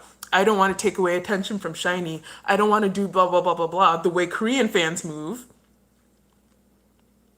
Because if we were like that, no one would have been listening to BTS that heavy because we would have been busy with Big Bang. But since we weren't, a bunch of VIPs were like, hey, oh, it's a new hip hop group. Okay, I'll listen to them or whatever. Oh, they're kind of cute. They kind of remind me of Big Bang.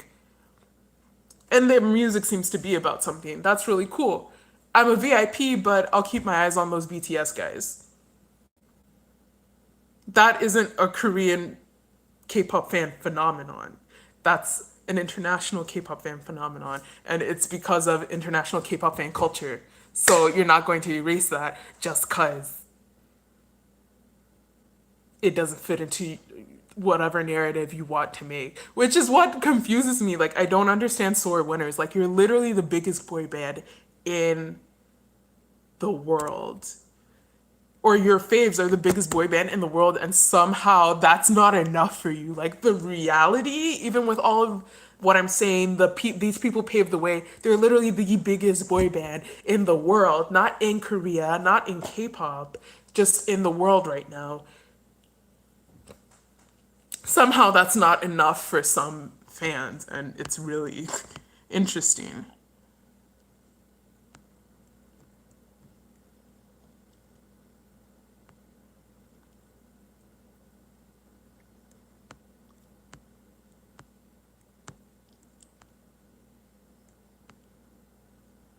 Dude, Rain was literally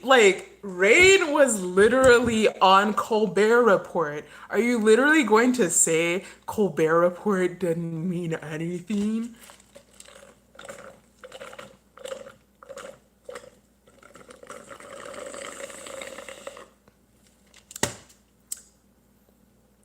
No one saw that and was like, hmm.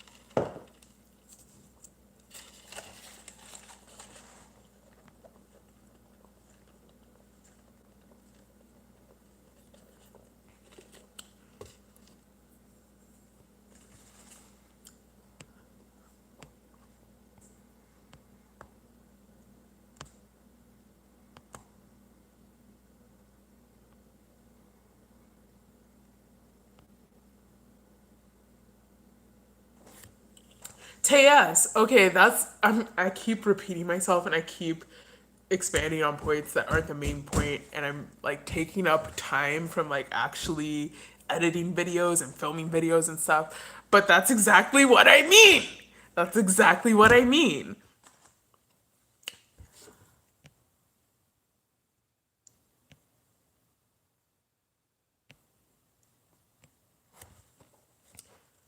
US K-pop fan culture that a lot of armies love to chastise is part of BTS's success story, because VIPs weren't going, "Oh, I'm a VIP, so I'm not going to go to another group's concert." BTS saw that there are K-pop fans in America, but no one has K-pop concerts in America. So BTS, big hit, was smart enough to say, "Hey, we'll go to the US." Oh my gosh. And not even just LA and New York, we'll go throughout the US. They came to Houston, Texas. And we'll just be there, and we'll make ourselves available. And people came out because a lot of people had heard of BTS at least, so they probably knew at least one BTS song, and they were like, okay, I know a song from them. Let me go see a show. Whether they were army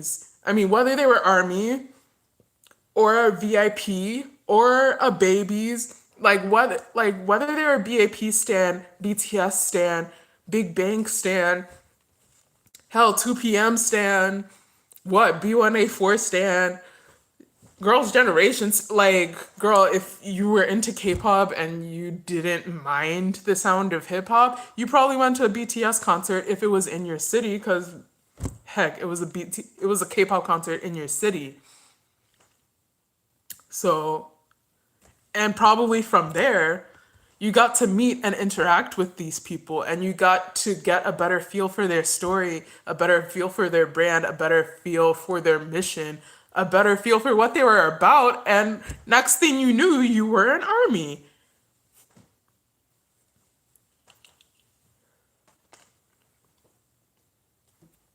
Like that. So,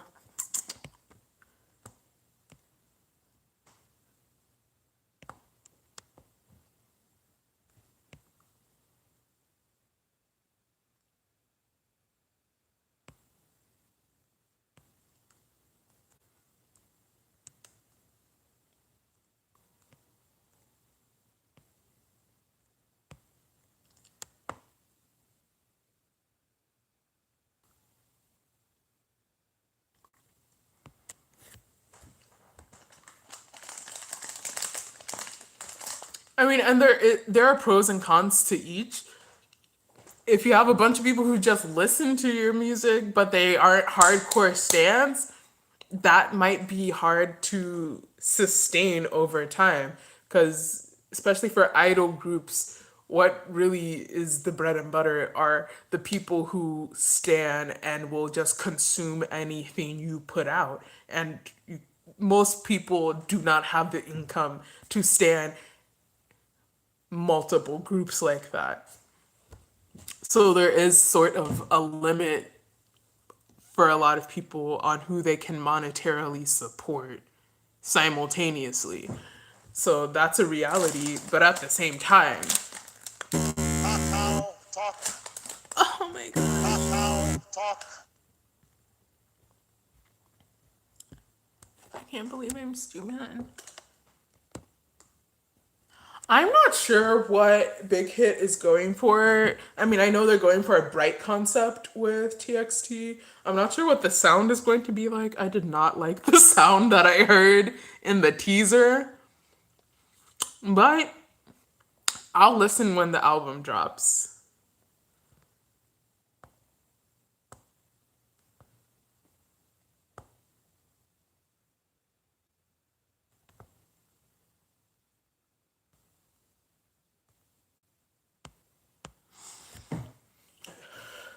I don't. Okay, so now finally, I'm such a false prophet. I'm finally moving on to the second topic. Almost 2 hours into it.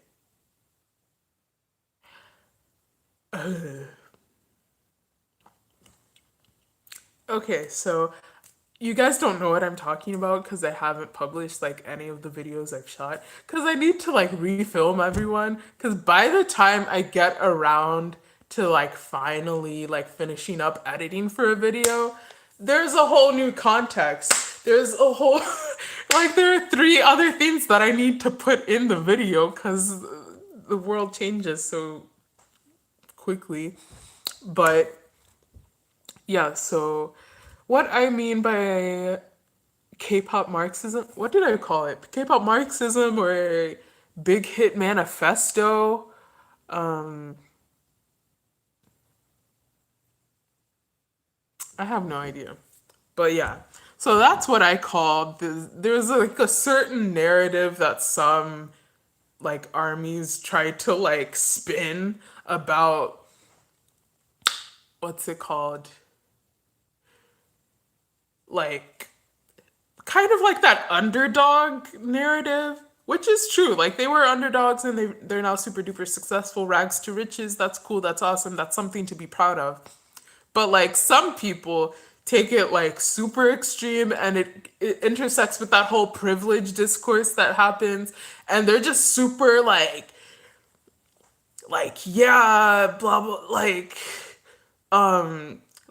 they don't have the privilege SM blah blah blah, they'll never work as hard as blah blah blah blah blah blah blah blah. And it's like okay, yeah, and like what do you want us to do about it? What do you want us to do about the class disparity between freaking boy band companies? Like shut up and actually talk about talk about actual significant oppressions in this world and stop wasting your breath on freaking oh my gosh, there's big three privilege. Yes, there's big three privilege.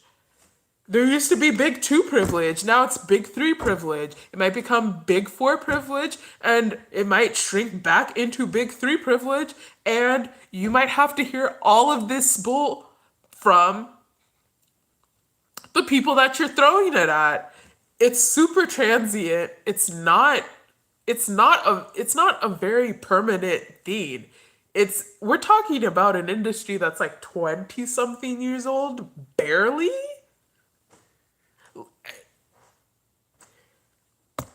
So yes, there's definitely privilege. Like even as Big Hit is right now, even as big as Big Hit is right now, I still wouldn't say they're like big four or whatever we want to call it. I would say they're definitely sort of they're on track to becoming like a big three type type company or restructuring that framework or whatever. But even then, there are certain themes they don't have, like in the case of SM, they don't have that 20-year plus experience of having relationships with other entertainment companies or broadcast stations, yeah, et cetera, et cetera. Like they don't have those themes that constitute what that I kind of feel constitute SM's privilege. Like that's definitely a privilege if you're coming from a company that, you know, is embedded in the, like, I guess upper echelon of like entertainment of the entertainment industry. That's a privilege. Like you definitely benefit from that. They Yeah, that makes sense. That doesn't guarantee that you're going to be successful, but it gives you a much better shot than most other groups. That's facts.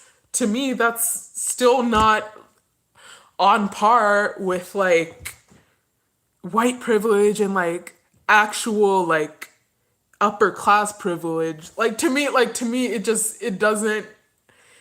doesn't muster up that outrage that I feel in other actual real life contexts, because it's literally just it's not fair, but it's not an actual oppression. It's not something that we need to start like, I don't know, marching on the streets for and stuff. It's not an injustice that needs to be like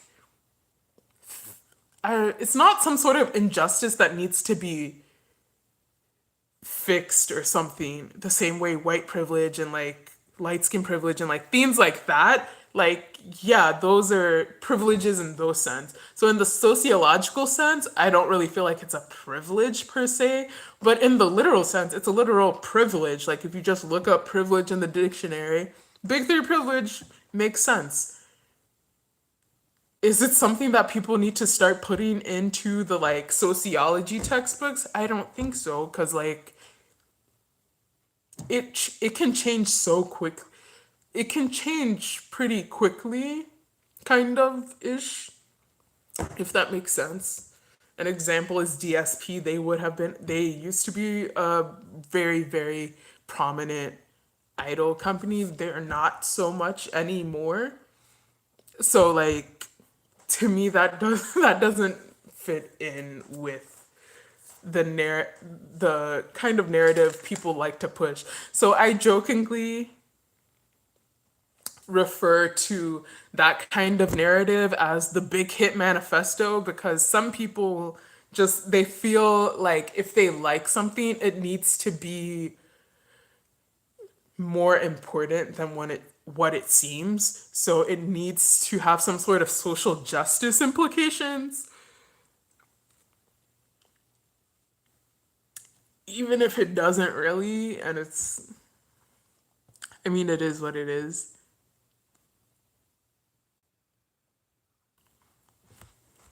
So yeah, and this ties back into people talking about what they don't know anything about and they don't seem to care to know anything about.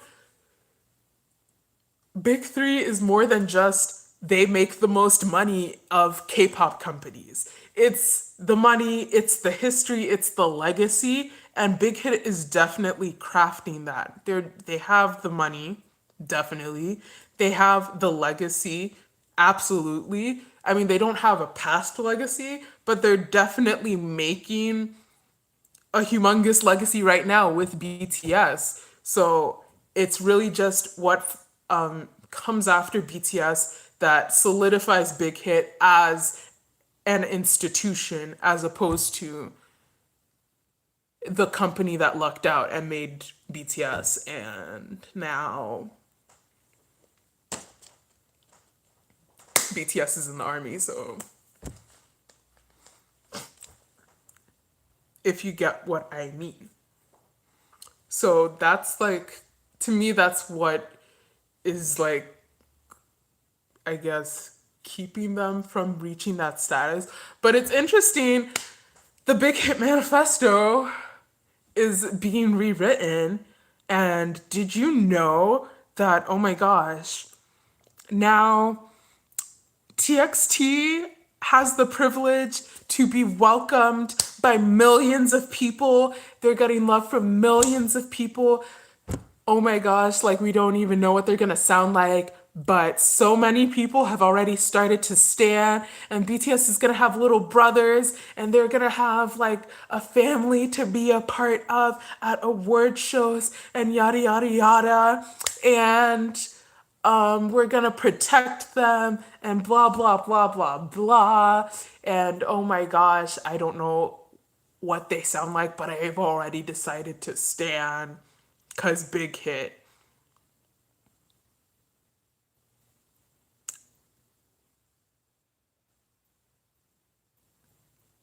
So, excuse me, you stan big. Oh, you're a big hit stan now. Interesting. Another addition, amendment, I don't know what they're doing now. The Big Hit Manifesto. Oh my gosh, there's so much pressure on TXT. Millions of people are watching them. And we don't know what they're going to sound like. Are they going to live up to this pressure? This is so much pressure. I mean, yeah, millions of people, like literally hundreds of thousands at minimum, have already decided to stand just because of the company they come from. But they have to satisfy all of those people, and they have to, you know, hit those millions straight out the gate as rookies. That's a lot of pressure. Did you guys know that? I, as an NCT fan, had no idea that just because you come from a big company, people expect you to like be one of the most successful groups ever straight off the gate. Can you believe that? Privilege isn't just everything being handed to you on a platter and you ride out into the sunset. It's crazy.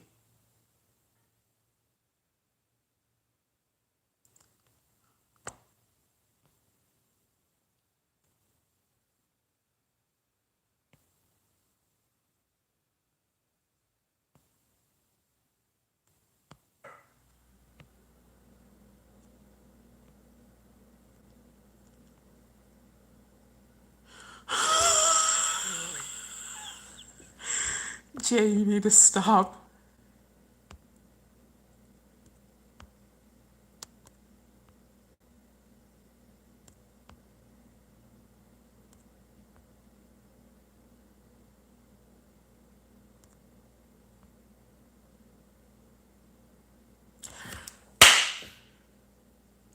Thank you. Thank you. People act like glam just didn't exist, and that's how you know they're sipping that big hit Kool-Aid a bit too freaking much. Cause you already know what it is if you knew about glam. I knew about BTS because I knew about glam, but anyway.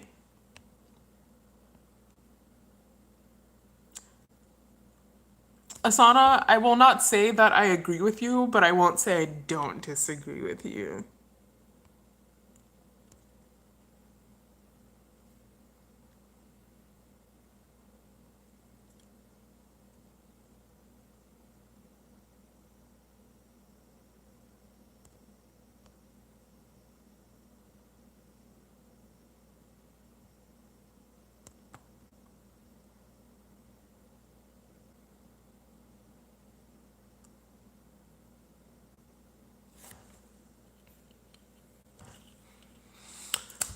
But yeah, if you couldn't tell, I was being sarcastic because literally everything they've been saying, as you're not acknowledging Big Three privilege. Big Three privilege exists. EXO and NCT have Big Three privilege, and they're still flopping.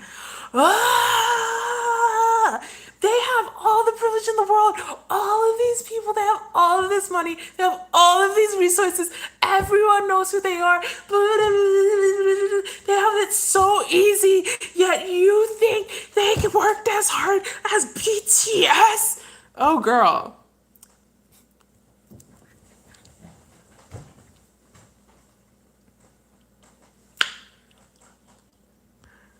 Oh, girl.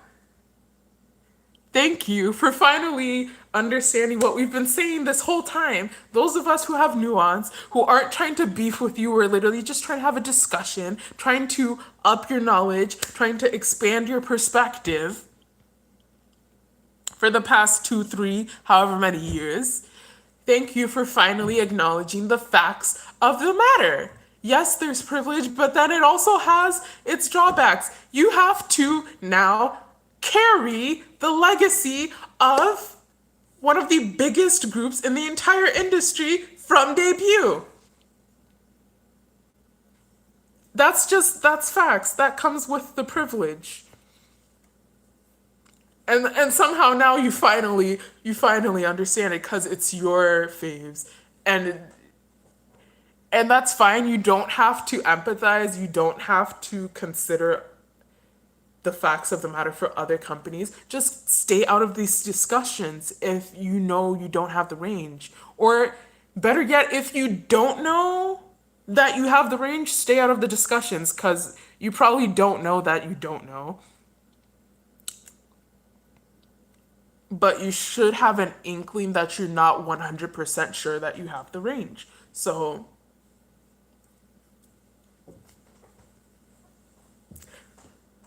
stay out of the freaking discussions.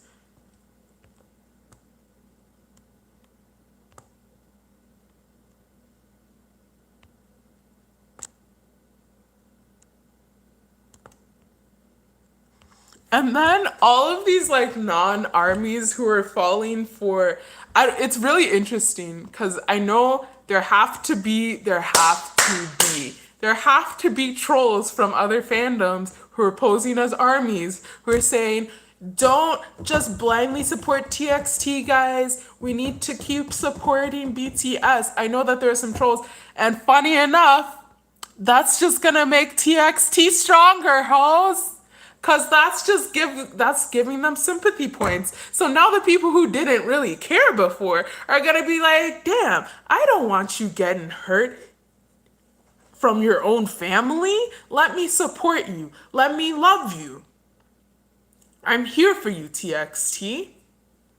So they're gonna be even more and that's part of the privilege. That's part of the privilege, sis. When you get hate, you only get bigger. Some other groups, when they get hate, sis, that's it.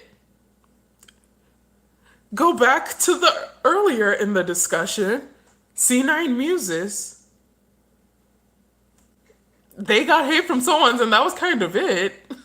Like, you weren't getting anything else from someone's. You got a little publicity, but girl, that's that. On that, ARC, the ARC, that group that came for, one of the members came for Bohm. You got some publicity, but that's that on that. Like, you just get hate because, like, you don't have that buffering, you don't have that cushioning, you don't have that foundation of, like, a really solid company with a really solid brand that can like bolster you so whenever people see you they have a very strong impression and they're interested and they want more and they want to know more.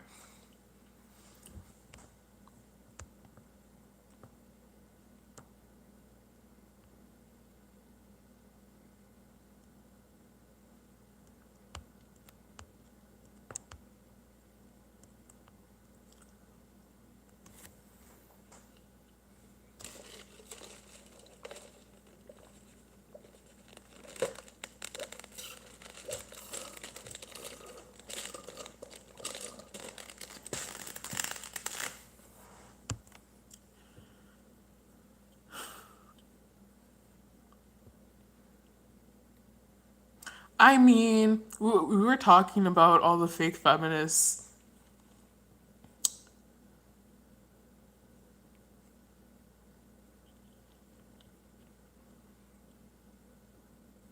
And big three privilege.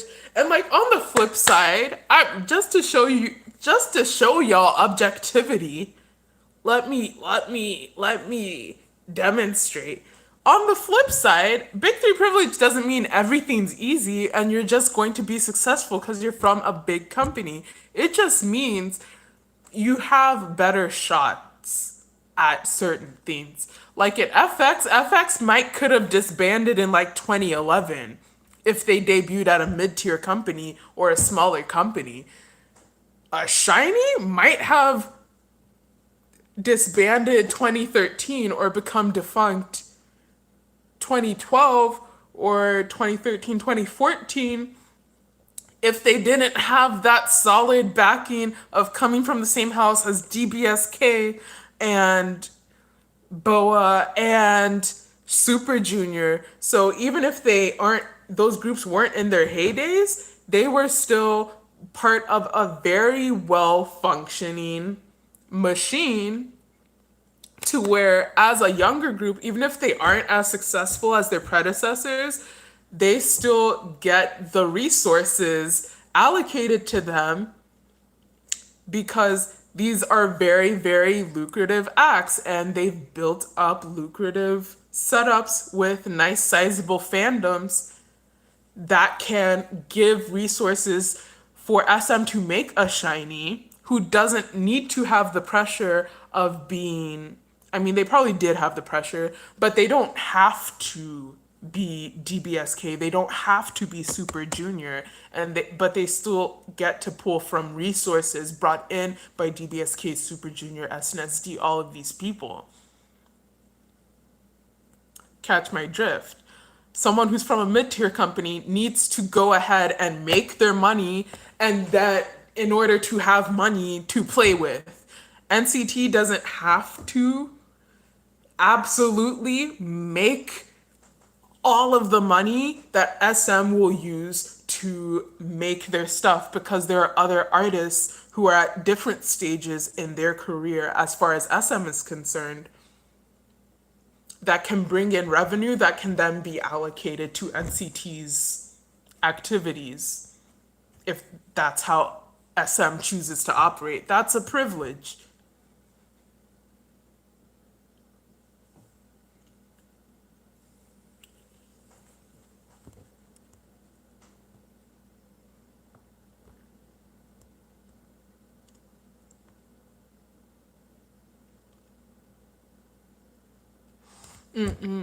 Like most K-pop groups, especially since there are more and more coming out, aren't very successful. And I guess more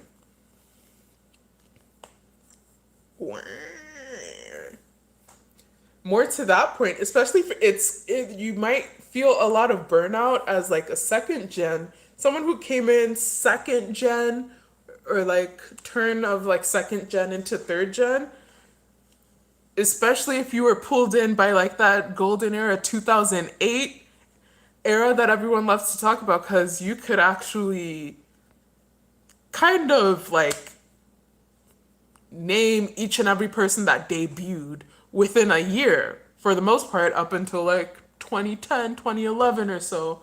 Then it just exploded. But you could kind of name each person, like each act that came out, so you could actually, so everyone had at least a little bit of time for attention to be allocated to them.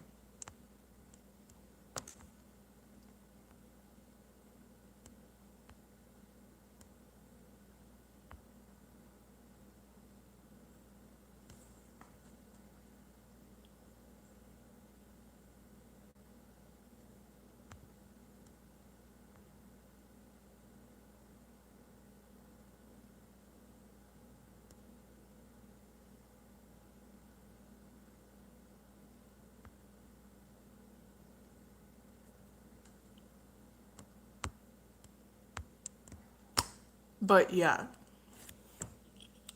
So yeah, TXT is privileged, but they also have a lot of pressure being put on them. Like we've been saying about NCT each and every single time you try to come for them. NCT are now million sellers, by the way, in case you were wondering. Finally.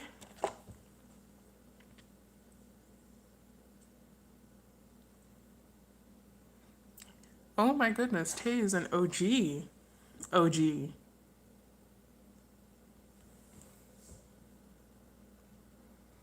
And yeah, idols from smaller companies do have to work harder for arguably less, but that's life. I'm really sorry. Like that's life. That's just life.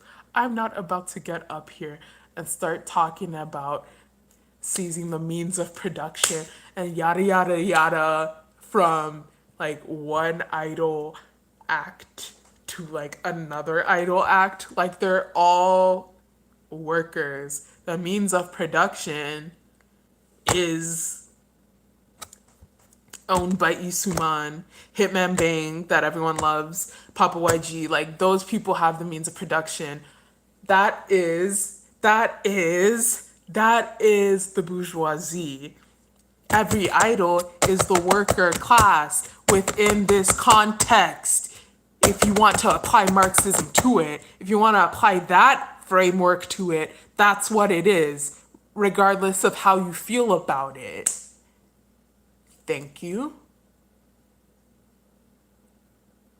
So no, just because people have an easier time as idol acts doesn't automatically make them some sort of like petite bourgeoisie who are just like, oppressing other people, blah, blah, blah, blah, blah. Like if they're just a douchebag, like they're a douchebag and that's a douchey thing to do.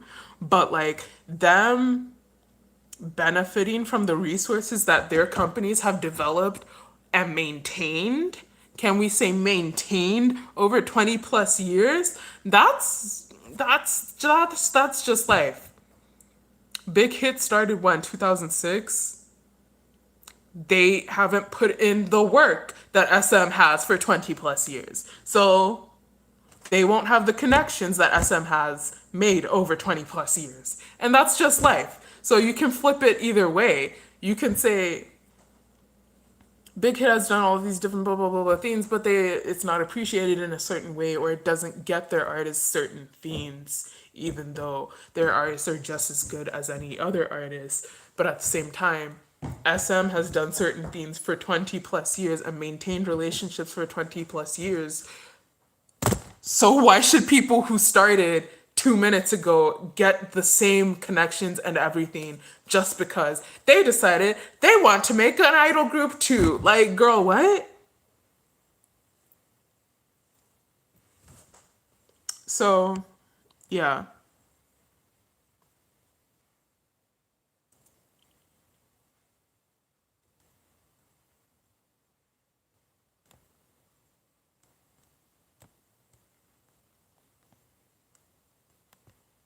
Okay, it makes complete sense.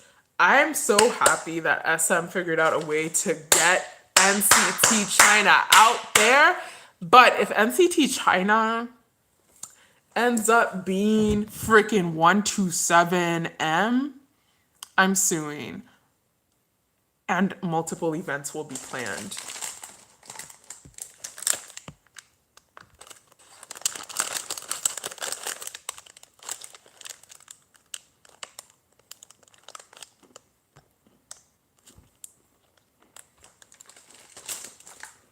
It'll be a class action lawsuit.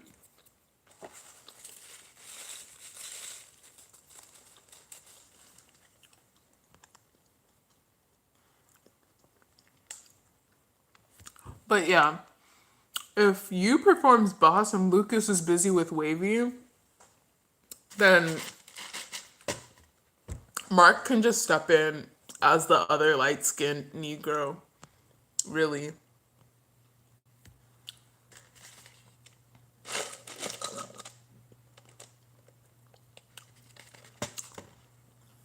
But Brit, at the same time,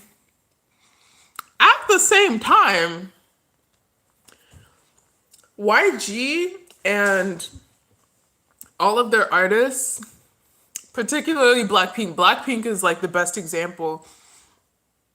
That's a shining example of Big Three privilege, because no other rookie Because how else do you explain rookies coming out with rehashed shit that people were getting called out on? What? Like 5, 6 years ago. People were getting called out for coming out with the kind of stuff that Blackpink came out with 3 years ago. Monster rookies, first off, that's privilege. Secondly, you take a year plus hiatus to release singles that are just more of the rehashed, dusted off, throwaway tracks from one of the most iconic groups of this like decade. And you're still winning? That's privilege at work. Cause no other, like, if they were from a mid-tier company, they couldn't afford to make that kind of hiatus and just waste that kind of time. Cause they would need to be making money. They would need to be doing something.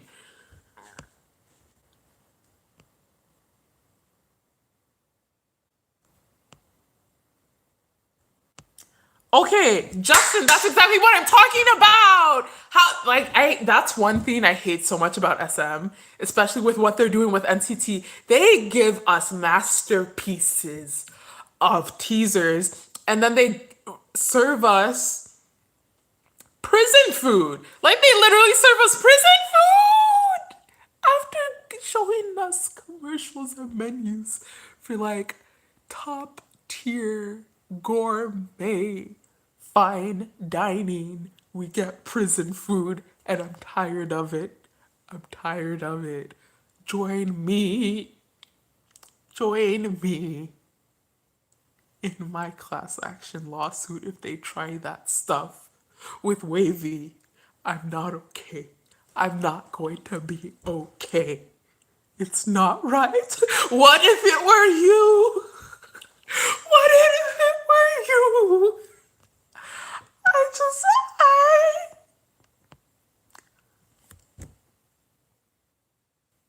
They literally, like, again, and I'm not just saying it because, oh my gosh, they look so cute. They look so hot. No, girl, first of all, the styling is A1. They gave you China, but bitch, 2019. Like, I feel like they were using a Chinese instrument in like the member profiles where they're like, oh, my dream is to be a pilot or a director or whatever. They were giving me China, and then in the like real in the feel the V, see the V teasers, the styling was some freaking like I don't freaking know. It was like some like Hong Kong gangster stuff. The boy band, like, excuse me, I guess, excuse me. Serve us that globalization, re-globalized SM entertainment. Excuse me, PRC, if you're watching, V, Studio V or whatever, Label V. Serve us, Label V. Can you see the vision? Because they served it. They served it in those teasers. Then take it to the member teasers. They're really mellow. They're wearing their comfy clothes. They're chilling, just casual or whatever. But they're not letting up. They're not.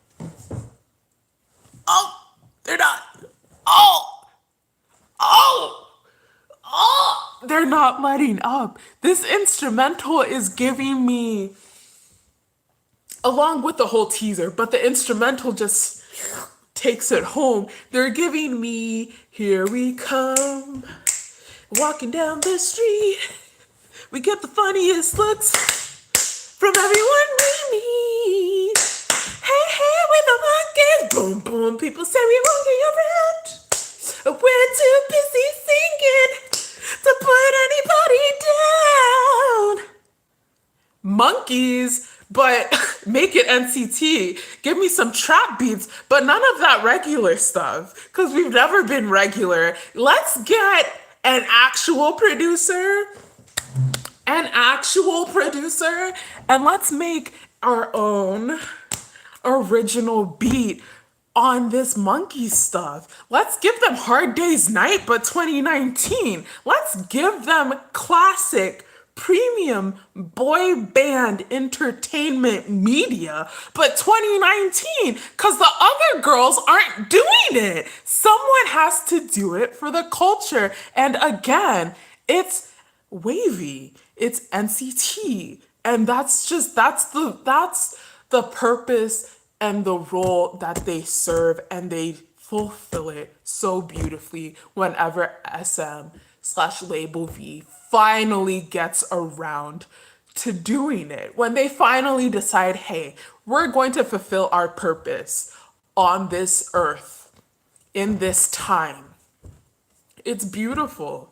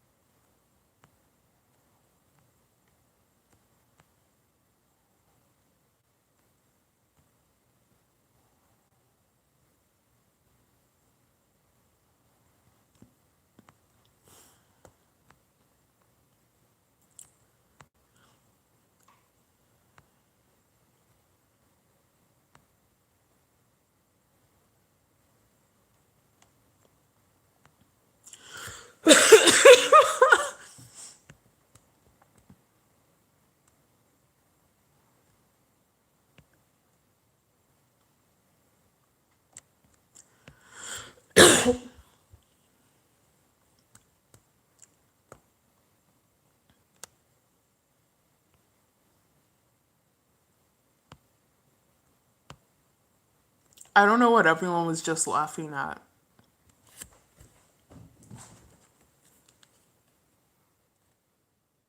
2 minutes ago? What did I say 2 minutes ago? Because everyone's like, kiki, kiki, kiki, kiki, kiki. I'm just like, girl, what?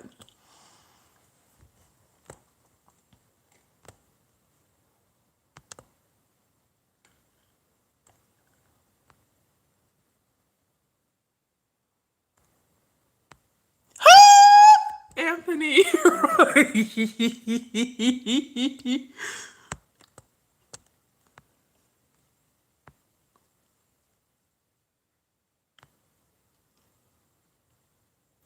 Oh, okay, that makes sense.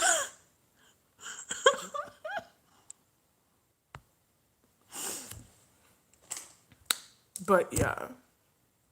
So I believe that brings this live stream to a close.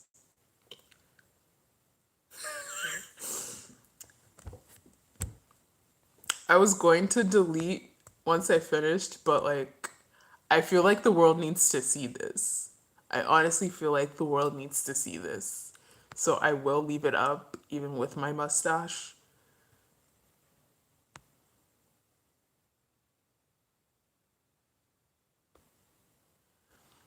So, yeah, I am going to get ready and start filming some videos.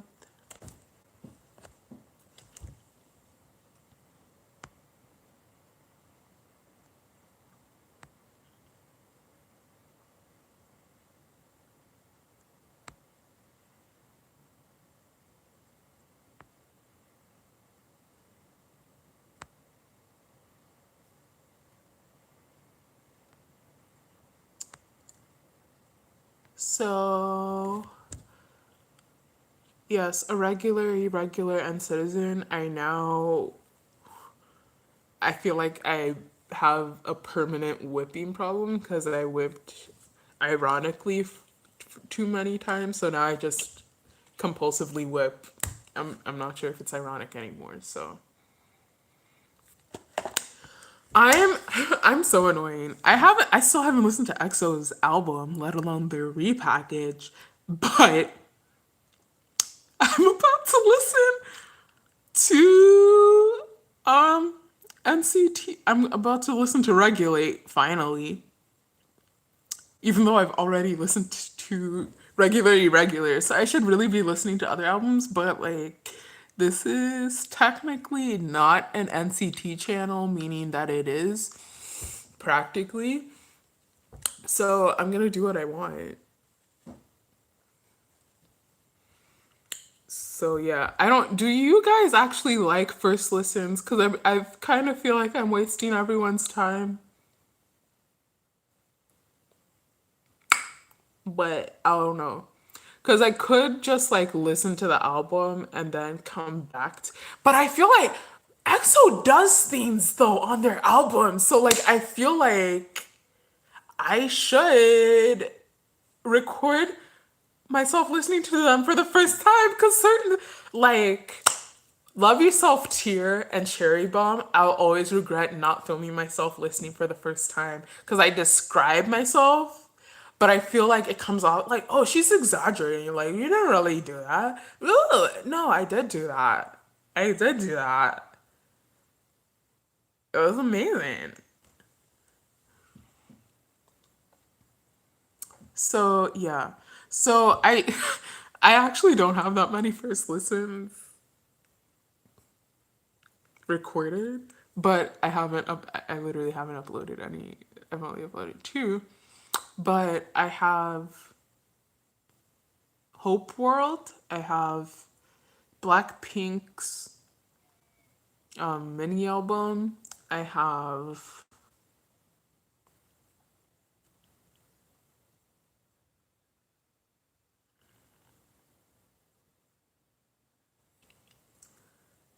um what else do I have? Regular Irregular. I know it's trifling that I'm like about to film my first listen to the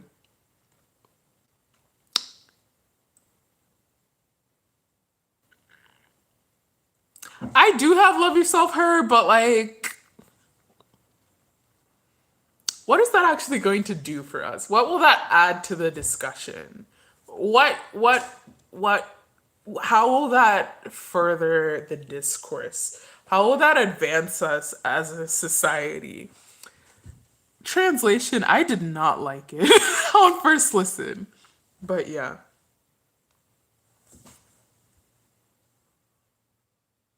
Doom doom doo doo doo doom doom doo doo doo doom doom doo doo doo doom doom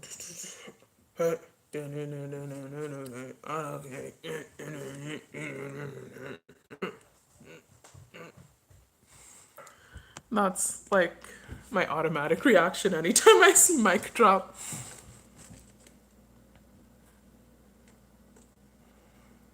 Okay. So I guess I can skip out on that. But I might like I'm going to do an NCT regular inspired look. I tried it out, so like it's possible. I'm not sure. I'm not a beauty channel, so like it's really not necessary. But it's the only time I actually get to wear makeup, so that's what I'm going to do with it.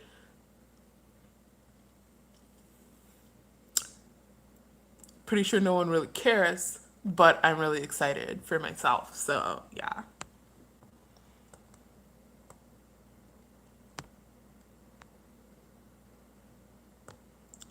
Me too. Like I was literally just in my car, like, but such is life. But yeah, you guys will be seeing it soon. So I shall log off now. Have a good night. Will I listen to Luna's debut? I should, shouldn't I? I feel like with Luna, I'm going to. I feel like I should do like I should just like watch everything and then come back and be like 2018, here are my thoughts. This was cute. This was whatever. No comment on this theme. blah blah blah blah blah.